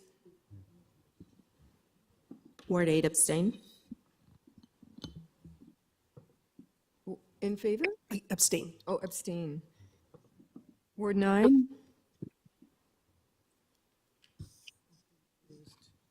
Ward 9 abstain. Ward 10, Ward 10 in favor. Ward 11, Charles. Ward 12, Ward 13, Ward 13, June in favor. Ward 14, Ward 14, Jen abstain. Ward 15, Ward 16, Ward 16 abstain. Ward 17, Ward 17 in favor. Ward 18, Ward 18 against. Ward 19, Ward 19 abstain. Ward 20, Ward 20, abstain. abstain. Ward 21, 21 abstain. and Ward 22. Ward 22, Nadia against. Okay. Wow. 1, 2, 3, 4, 5, 6, 7, 8, 9, 10, 10, 4, 2, 3, 4, 5, 6, 7, abstain. And, yeah, and 1 against.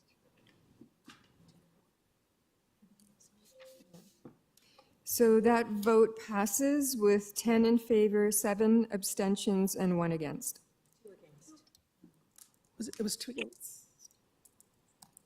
I think there were 2 against. Yes, 2 against, sorry. Okay, and everything's okay with PCO? Okay. Thank you, everybody. And now we're on to the third motion. So at this time, due to the wanting to try to keep the on schedule, I will withdraw the third motion. And to a point of order, you'd have to be addressed by the chair. And right now, there's a third motion which was brought. So I understand timing is of a concern for our group, and that's something we're working on. But there's a third motion that you brought. Okay, and that's something that I believe has to be voted on. But I mean, I can ask someone to refer to our bylaws because it's about the vacancy of positions. So if I can read out that motion, and we can continue.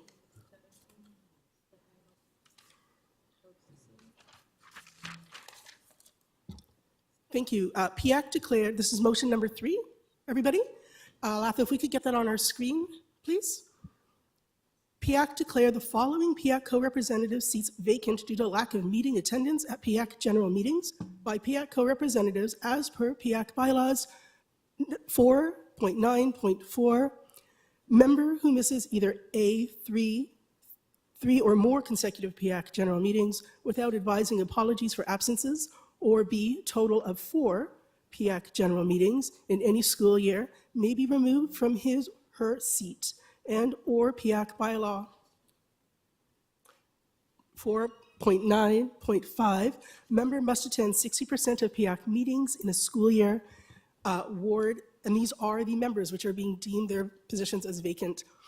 Ward 7, co-representative Ayan Kaylee, and I know that Alice did speak to that particular member. Thank you, Alice, for that. Ward 9, co-representative Karen Yeski. Ward 10, co-representative Mana Begum. Ward 15, co-representative Jennifer Volk. Ward 22, co-representative Nicole Marshall. I need that motion. You want to move that motion? Can I get someone to second that, please? I'll second that. Is that Bruce I hear, or is that Christopher? Sorry. Ward 20, Chris. Thank you, Christopher. And now we're open for a speakers list. Again, I'm going to try and keep them short if I can this evening, folks. So at the maximum, I'm going to have 5 people on my speakers list, and that's so we can actually get to the business of our other working group reports. Thank you. So point of order, I'd like to withdraw the motion. You'd like to withdraw this motion, Andrew? Yes. Okay. Bear with me one moment. I want to double check on process here. I apologize. To staff of the PCCO, can this motion be withdrawn at this point?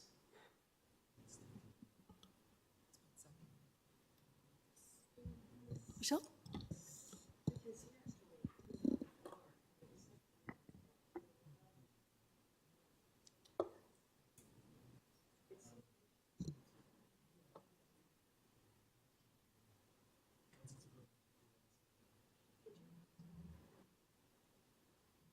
Through you, Chair, I'm just clarifying the process because the motion was put on the floor and seconded, so it's now open for conversation. So in the midst of the conversation, there's a request that it be withdrawn, right? And that's what we're just clarifying, that process, that step. Bear with us, everybody. We want to make sure that we're following all points of process.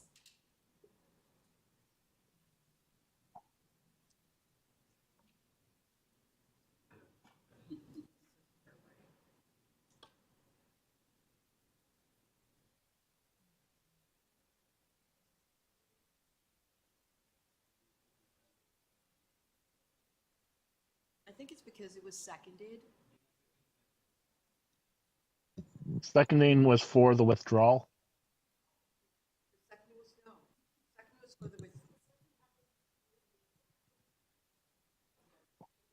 Yeah, because Christopher seconded that before the request to withdraw.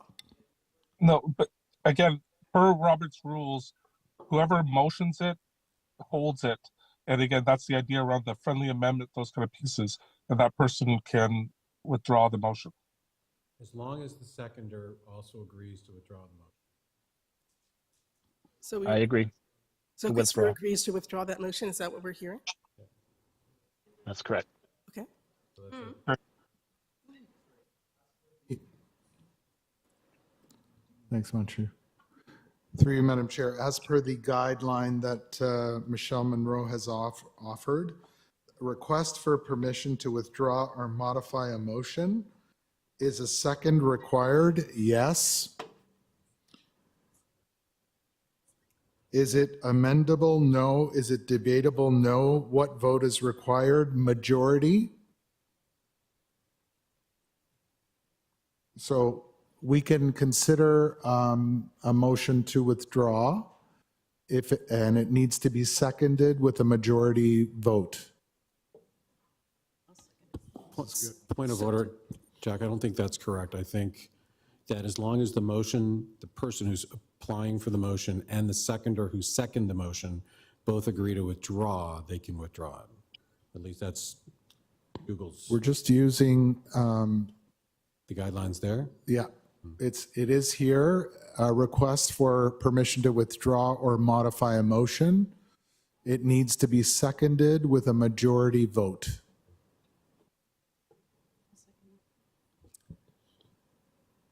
So to understand the process, in order for this to be withdrawn, there needs to be a majority vote at this point to withdraw it from the floor? From the floor. It would need to be a motion to withdraw, seconded, and then a vote in the majority would have to result. Thank you. So I would need a motion to withdraw this. Oh, sorry, I apologize. Are we up to, we can question, we're actually in questions at the moment as well. So I have Seema.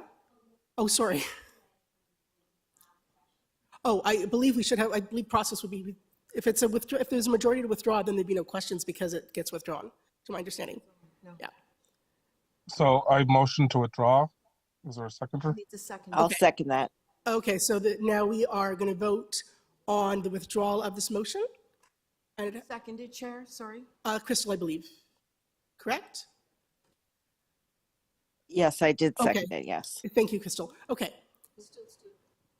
So what we're going to do is we're going to do a roll call. If a majority votes, so everybody wishes. There is not a need for a roll call. Point of order. Pardon me, how? I apologize, Andrew, I need you to hold off for a moment. That's correct. You could just call for a vote, Madam Chair. Okay, I apologize. I'm going to call for a vote.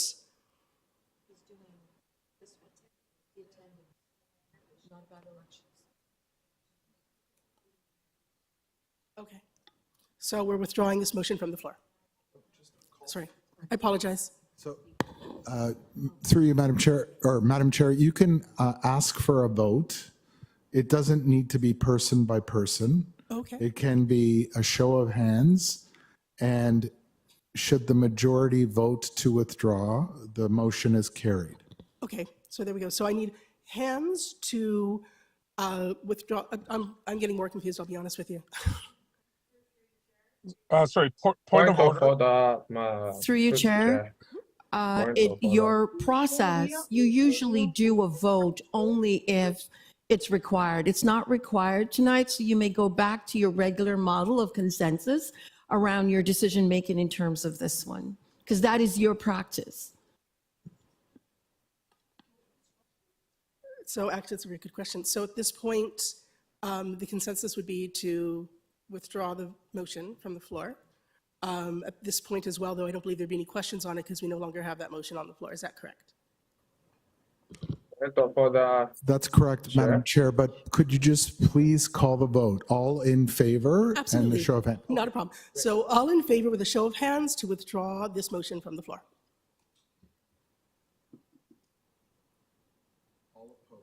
Ward 20 in favor.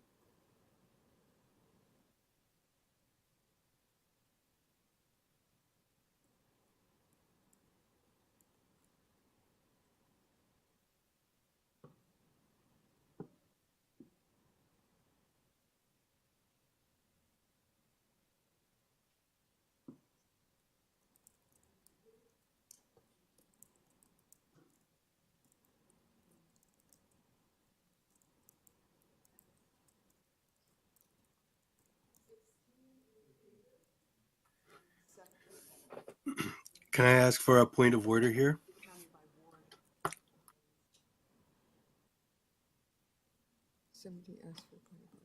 apologize, was that a question to me? Yes, if it's a show of hands, the vote is to be by ward. So there are 22 votes, not however many people are here. So how can we possibly decide on this without going ward by ward? So point of order. Again, there's kind of two approaches. Our practice, as Michelle had stated, is if there's not 3 people who are requesting a recorded vote, then it's considered passed either unanimously if no one asks for a recorded vote, or near unanimous if 1 or 2 members ask for a recorded vote. The other way of doing this is to say all in favor, any opposed. In the opinion of the chair, the motion carries, and then subsequent to that, someone can challenge that if they'd like, and then we could then vote on that. But again, I really think, again, we've taken an inordinate amount of time on admin and process. I'm pretty clear the intent of the group is pretty clear.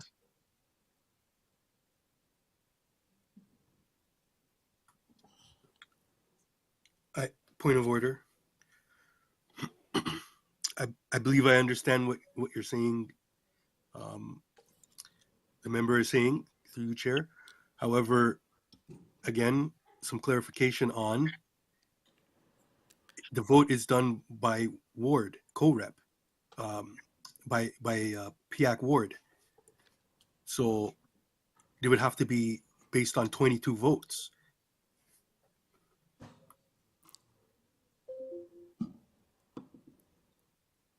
Folks, I'm going to take a 5-minute recess because I actually want to make sure that we have this process down and we're not going to get.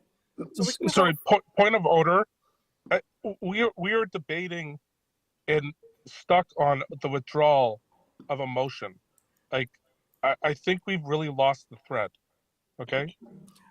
Andrew, did you ask to withdraw the motion before it was seconded? Well, so when it was seconded to remove. I believe you attempted to, point of order, if you had asked to remove the motion before it was seconded, there is no need for a vote. There is no need for anything other than the person who put forward the motion withdraws the motion. Andrew requested the motion be withdrawn before the chair had asked it be seconded. We're wasting time because people don't know Robert's Rules of Orders. Buy us the book. Please, can we move on? Please. It's been withdrawn. And the other thing too is this motion was actually read out by the chair demanding that someone move the motion. I only moved the motion because the chair chose to Could I get take this order, executive please? action. Could I get order? Thank you. Just because we have Point of lots order. It's been withdrawn before it was seconded as per Robert's Rules of Orders. you know what? To be fair, I've learned as well that these are things that PIAC does have to learn, and all of us in total. So I'm asking for a 5-minute recess. I know it sounds like a lot of ask right now, but I think it makes best to actually make sure that we're deciding this in a space that we can do that. So could I get a 5-minute recess, please, everyone? Thank you.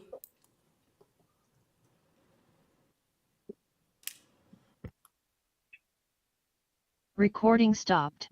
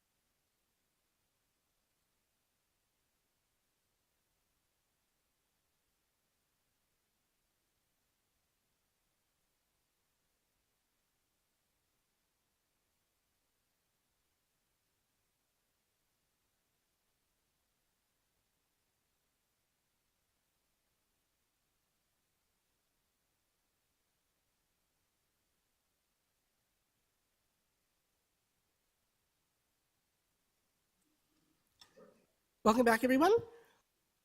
So we're working with, if there's any objections to this being withdrawn, please Recording in progress. please indicate. If there are no objections, we're moving on. This motion is withdrawn. I see hands up, but those are not objections. If we can get the hands down to make sure that we're not going to cloud anything here. What it is basically we're going to withdraw. If there are no objections, we are going to withdraw this motion, current motion. And I see hands up, so I don't know if those are objections. Oh, sorry, Michelle. Just point of clarification, the motioner requested that the motion be withdrawn. So the chair is proposing that if there's no objections to the motion being withdrawn, then the motion is withdrawn.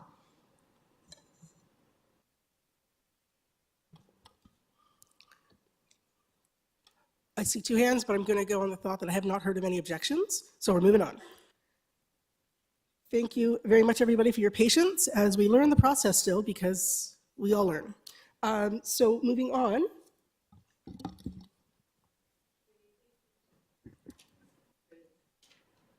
Thank you, Zena. So we are moving on to our working group reports, and next up will be the school council working group, support working group.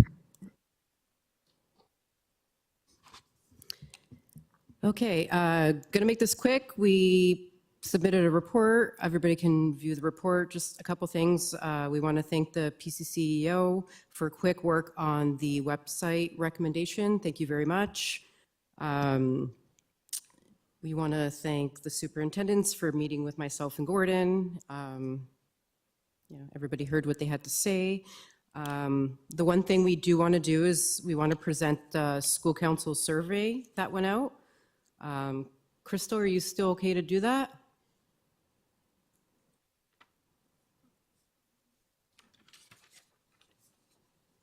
Is Crystal still online? I believe Crystal has exited. Has she? Okay. Okay, we'll come back to that. Another two things that I know has been pressing to members. One is the ward outreach funding. So we put together an expression of interest form that will be going out to all members. And then the other thing was what was happening with the email addresses. So what happened was, as per our recommendation, the email addresses, so there's only, oh my gosh, there's a shared email address. I think it was just maybe confusion around notifying chairs and co-chairs that this is going to happen. I think that's where all the confusion was. Nothing should have happened with our PIAC email addresses. So if anyone is still having issues with that, then I think you're going to need to reach out to John and the IT team, because Gordon did reach out and they got back to him right away and they resolved the problem for him. I guess that's it. I guess we'll go through the school council survey, and bear with me because I wasn't prepared to do this. All right. Latha, if you don't mind putting it on the screen.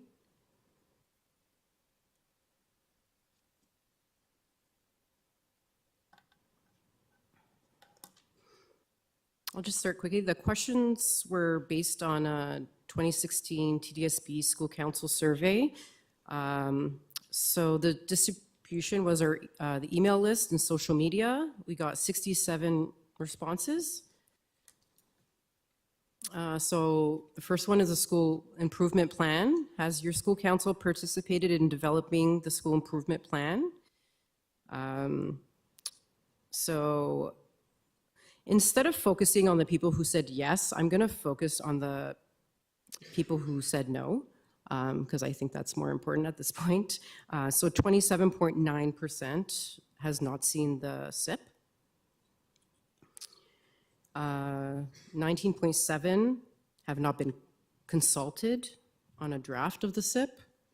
I think those are important. So next slide, please. School statement of needs. Has council completed the school statement of needs?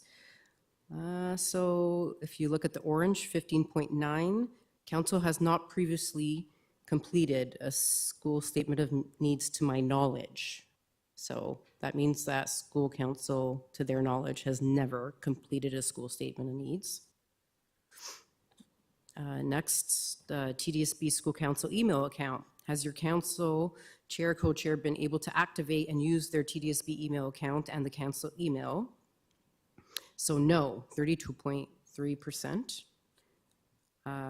The green is no, but we have our own council email address. Yes, red, but is not working. So there's still some discrepancies with this email account. Okay, school council funds. Which of these funding sources did council access this school year? I mean, this looks pretty good. The school council innovation granting is down in, external grants. Most of it council-led fundraising monies, so council, only 4.9%. Council did not use any funds this year. So, some respondents were unaware of available school council funds. That's important to note. The next one, principal support for school councils.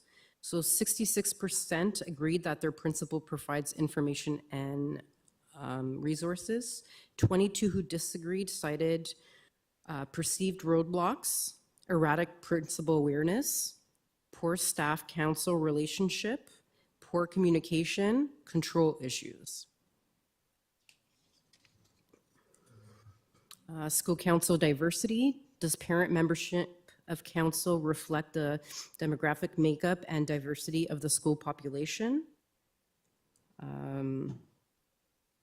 So not at all is that green, 15.4. The orange is to a limited extent.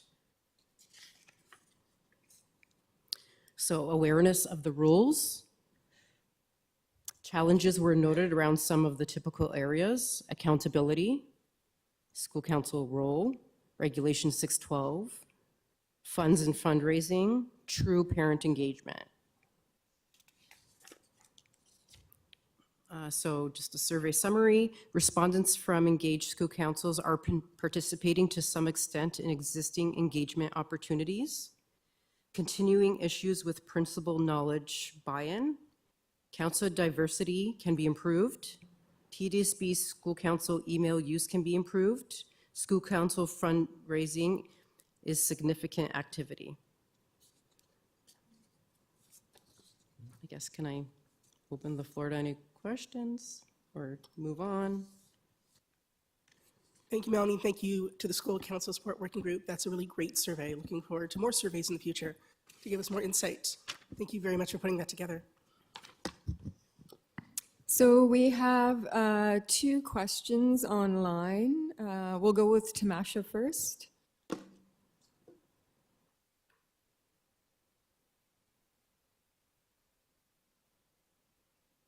Tamasha, is this a legacy hand or do you have a question? Okay, we'll move on to Alice, please. Go ahead. Sorry, it was legacy. My apologies. Okay, thank you. Alice, you're up.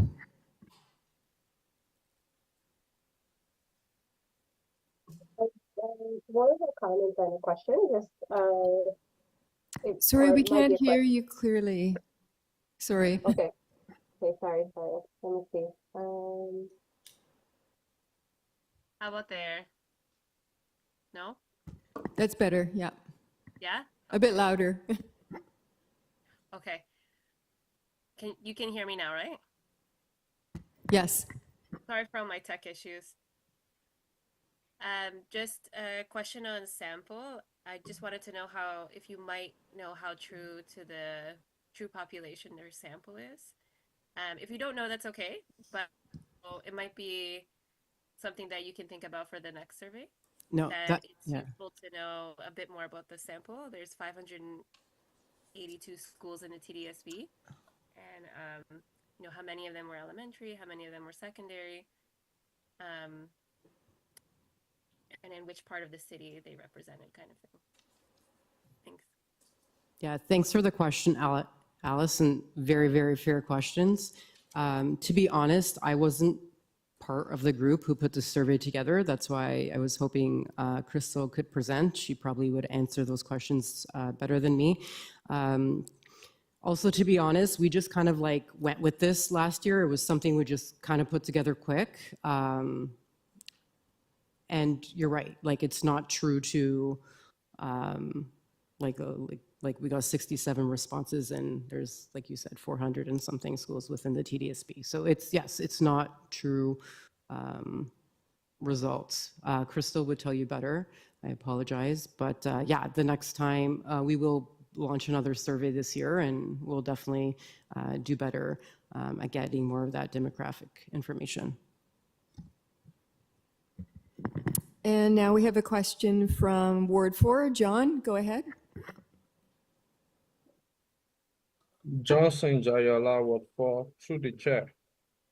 So, school council support working group, kudos to you. I love statistics, but there are so many heartbreaking feedbacks from that statistics.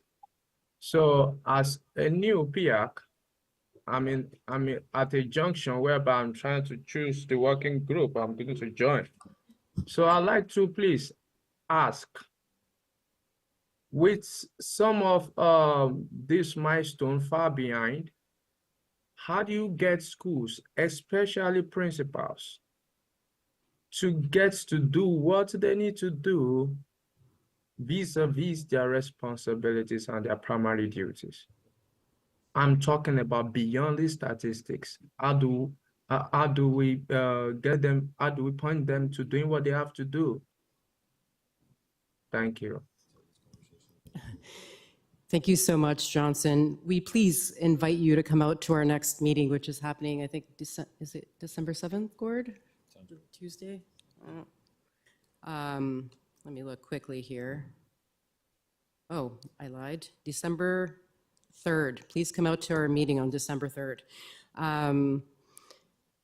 We get what you're saying. We've been having a lot of discussions at our working group about that. That's why myself and Gordon met with executive superintendents. It is work that is happening. We are working with them on principal accountability. I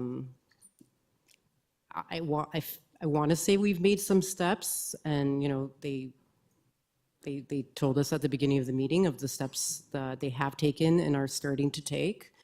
But you're right, there's still a lot of work to do there. Great, thank you so much, Melanie. So we're going to move on now to our next working group, which is the Special Events Working Group. And I apologize, before we do that, can I get a motion on the floor just to extend our meeting 15 minutes, folks, 15, that's it. I put forward that motion. Thank you. I second the motion. Thank you. Okay, thank you, everyone. So just a couple things to point out first. We thank you, Andrew, for being the acting co-lead until we were able to fill that position with Tanya. So Tanya is now co-lead alongside with me for the events working group. So welcome, Tanya, and thank you for taking on that task as well. And with that being said, I'm going to hand that over to Tanya to speak to a report. We don't have one. We just had a meeting last night and we weren't able to get one generated. So we're just going to speak and then we'll submit our report after, and Tanya will be able to provide that those details to you. Tanya? Excellent. Thank you, Nadia. So just a quick update. We are on schedule. We have our budget approved for the event. We have decided on topics and the layout of the program. We have decided on the invitations and who exactly will be invited. So this year's focus will be, the invitations will go out to school council chairs, those lists that were distributed by LATHA to each PIAC ward rep. So please, we're putting a request and a reminder out to PIAC ward reps to review those lists and make sure they're updated and submitted back to LATHA with any schools that may have had elections after the survey was done, or update this list with emails, because certain schools in your wards that do not have contacts on these lists will not be able to get an invitation directly to school council. They will have to go through principals. So school councils are going to be invited. School council chair is going to be allowed up to 3 guests. So if there is a co-chair, treasurer and secretary positions, and then principal will get up to 3 guests. Should there not be a school council representative, the principal is allowed to bring up to 3 community parent caregiver representation from their school. So that is great. I just wanted to have a reminder to PIAC reps that the deadline I think that we've put out there for our invitations would mean that LATHA needs that list by November 25th at the latest to get those invitations out. Other than that, it will be at Woburn Collegiate this year on February 1st. And the setup will be the afternoon with 2 seminars and then an open panel discussion at the end. So we're excited to have a new place. And we're excited to bring this event with PIAC. And Tanya, sorry, one other thing to add as well, with the excitement. With that being said, we have a very small group this year. So I'm not sure if everybody had a chance to sign up for working groups as yet. And if not, can you please kindly reach out to Andrew and Francis, or Andrew and Francis, sorry to put you guys on the spot right now, but is it possible to add the link to the chat, so in case anybody wants to sign up for a working group, they can do that in tonight's meeting, or should they just reach out to you? You can just advise on that, and yeah, so that's the other thing. And we'll also be looking for volunteers for the event too, but we'll discuss that when our working group addresses that. Tanya, anything else to add? Nope, I think that was a pretty thorough update. Okay, thank you. Could you just repeat the location of the event again? Oh, I apologize. It's Woburn Collegiate. It's at 2222 Ellesmere Road. So it will be in Scarborough this year. And we are discussing transportation, specifically transportation issues with the lengthy commute from the west end of TDSB areas.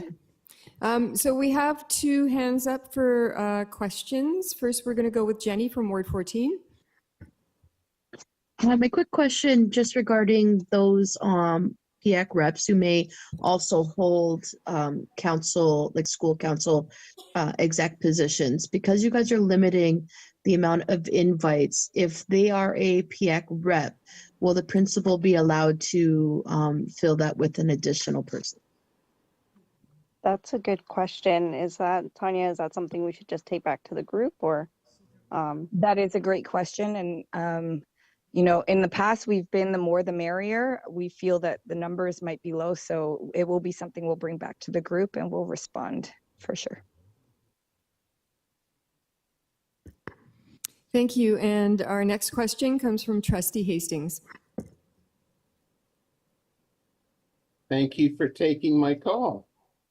Dennis Hastings here. Will you be allowing trustees to visit? Will they be allowed to come on site? Yes, of course. And more information will come to that as we're working through those pieces. The trustees are welcome. That's great. Thank you so much for that special events working group. All right, we will be moving on now to communications working group. We don't have any report today from the communications working group. So we will now be moving on to the PCCEO update. Through your chair, thank you very much. There were three things that was requested from this committee, from the PCCO office. One, an update on the School Council Innovation Grant. I believe Shadi is online, who will speak to that shortly. You also requested an update as to the community coaching eligibility criteria for non-board employee coaches. I've answered your question specifically in my report, so please just review my report for the answer to that question. You also requested an update on the board's draft fundraising policy. I connected with the staff, and the staff provided a written response, which is also in my report, and I'll leave the rest of my report for your review. I'd like to interview Shadi, who is online, who will just give you a brief update on the School Council Innovation Grant. Shadi, thank you.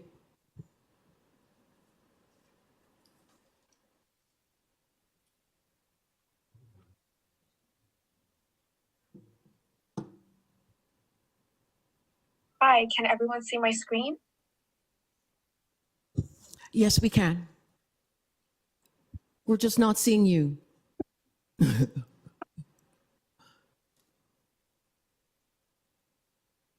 PCCEO is offering the School Council Innovation Grant again this year, and I'll be providing a brief overview of its main purpose, key criteria, and timeline. So this grant is dedicated to supporting highly innovative projects that engage parents and caregivers while building school council's capacity around the following thematic areas: civil discourse for courageous conversations, chronic absenteeism, food sovereignty, human rights, mental health and well-being, navigating technology and artificial intelligence, and early literacy and numeracy. Definitions and expected outcomes for each thematic area are available on the grant website. Applications are open until December 1st. They will be reviewed from December 2nd to 17th, and applicants will be notified of their status on December 18th. The midterm report is due by February 16th. The goods receipt is due by May 16th. Unspent funds will be withdrawn by June 13th, and the final report is due by June 20th. As always, school councils will receive reminder emails for upcoming deadlines. Some examples of eligible projects include conversation circle, book clubs, artistic expression evenings, such as dance or skits, and initiatives addressing food sovereignty, such as gardening. If there are ineligible items that school councils still wish to purchase, they may use their annual budget, which ranges from $800 to $1,500, to cover these costs or to supplement project expenses if they exceed the $1,500 maximum grant request. The grant is evaluated based on 5 key criteria: innovation, feasibility, potential impact, sustainability, and budget. Applicants can review the full rubric on the grant website, where each criteria and its respective weight are explained. 3 information sessions were scheduled for this grant and have now been completed. They were on October 16th, October 30th, and November 13th. School councils needing additional support outside these scheduled sessions may arrange a one-on-one meeting at any time. Okay, so thank you for listening. I've provided my email address if you have any questions or concerns.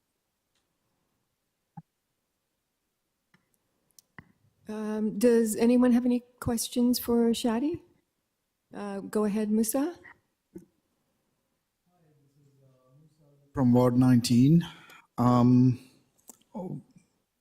of my school council executives have requested for the information session recording for November 30th and October 30th and November 13th.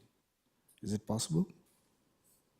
Unfortunately, the sessions are not recorded, but I am available anytime to answer any questions or concerns you may have.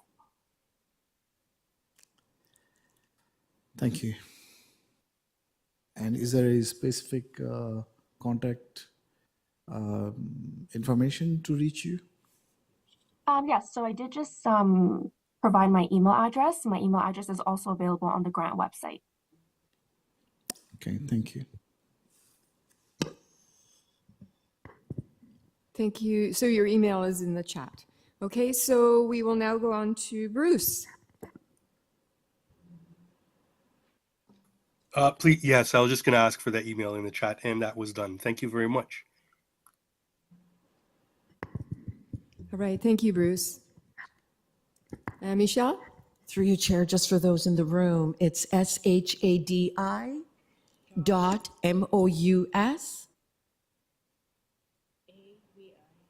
SAVIZANJANI at TDSB.on.ca. Just clarifying that you got that. You okay? I'll give it to you after, before we leave. Okay. Thank you, Chair.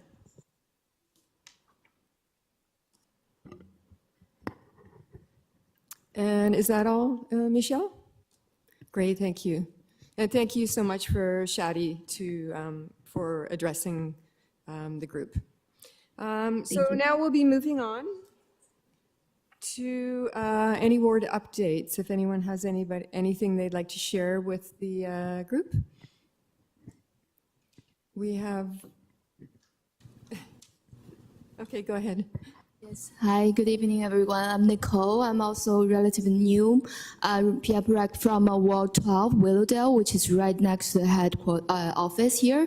So this Saturday, in collaboration with our trustee of the ward and also Trustee Hastings online and the Toronto Asian Parents Association, we're having a celebration of Hindu Heritage Month celebration, including a lot of student performances and cultural events and also some other community activities. So I would like to invite all of you, PF reps, as our fellow members and any schools and anyone interested. It's like an all welcome and free entrance. And it's this Saturday afternoon, 5 p.m. at Earl Hay. So all are welcomed. Thank you.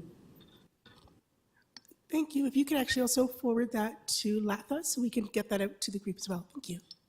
Sure. I mean, the trustees are the leading members of this event, and maybe Trustee Hastings, if you're interested, you can share or say a word.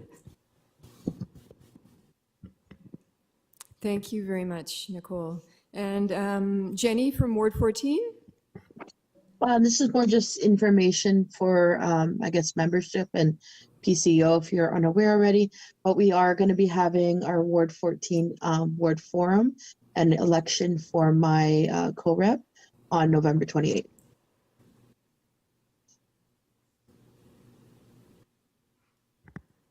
All right, thank you, Jenny. And now we'll be moving on to the CLG update, but he's not here, no. And new business, if there's any new business.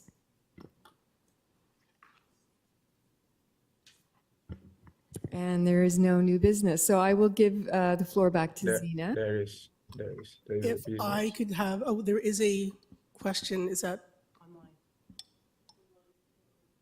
online, John? Johnson. Through the chair, Ward 4, Johnson. Pardon me, I'm new, but I've been a member of this kind of community before. So I believe this new business should be under what I assume to be AOB, all other businesses. So I've observed, which happened to be one of my motivation to fill this seat, the alarming rate at which our children commit truancy, they skip school during school hours. I don't know if this group have a system in place that is working to see that is brought to a reasonable degree, very low degree. And if not, I'd like to bring this to our notice that we need to declare a state of emergency on this matter. Thank you.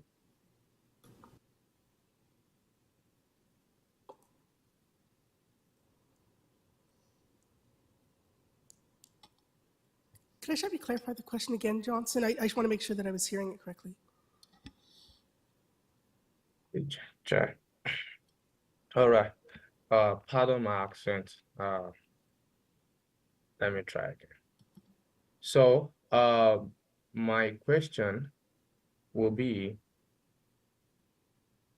I've observed, and the rate is becoming serious and alarming, at which our children skip school during school hours. Truancy. So my question is, do we have an existing system in place, because I am new, that is working round the clock to see that this is curbed? And if not, then I've come to wake us up that we should declare a state of emergency on this matter. Thank you. Thank you, Superintendent. Thanks. Through you, Madam Chair, the question dealt with students skipping class and truancy.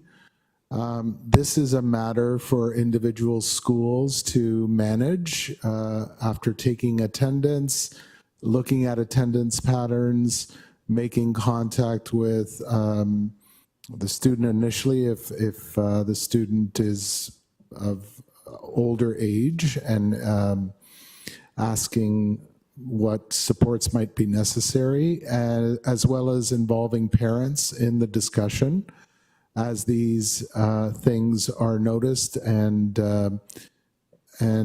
discussions happen. So this really is a school matter. We deal with these individual circumstances. When they become patterns, we engage in discussions at the school level around attendance. We have noticed, for example, that attendance rates are, the absence rates have increased slightly in our schools. This seems to be a post-COVID phenomenon. So that is something that we have noticed and are talking about. But in terms of individual students missing classes or full days of school, that is something that our principals and vice principals and schools in general are alerted to and deal with.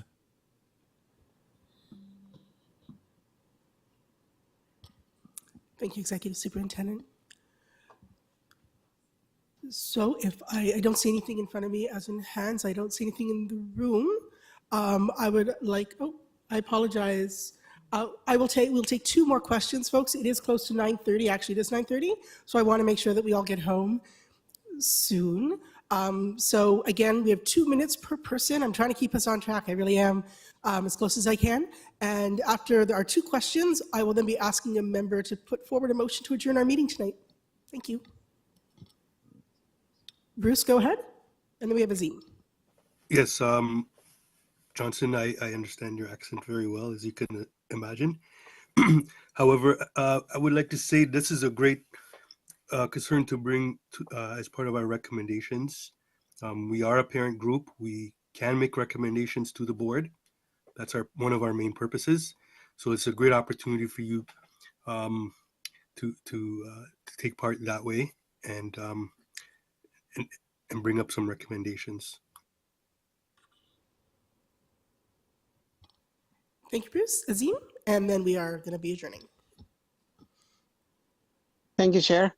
I just wanted to say that I'm so happy that this time the event, which is going to be held in February, is in Scarborough, because I think this is the first time that any event on a TDSB level has been conducted in Scarborough. So I feel that it is not neglected. Thank you. Whoever did that, good job. Thank you, Azim. We have a member who would like to motion to adjourn.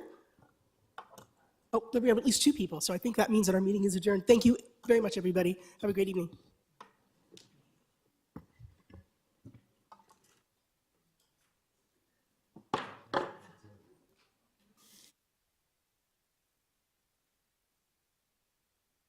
Recording stopped.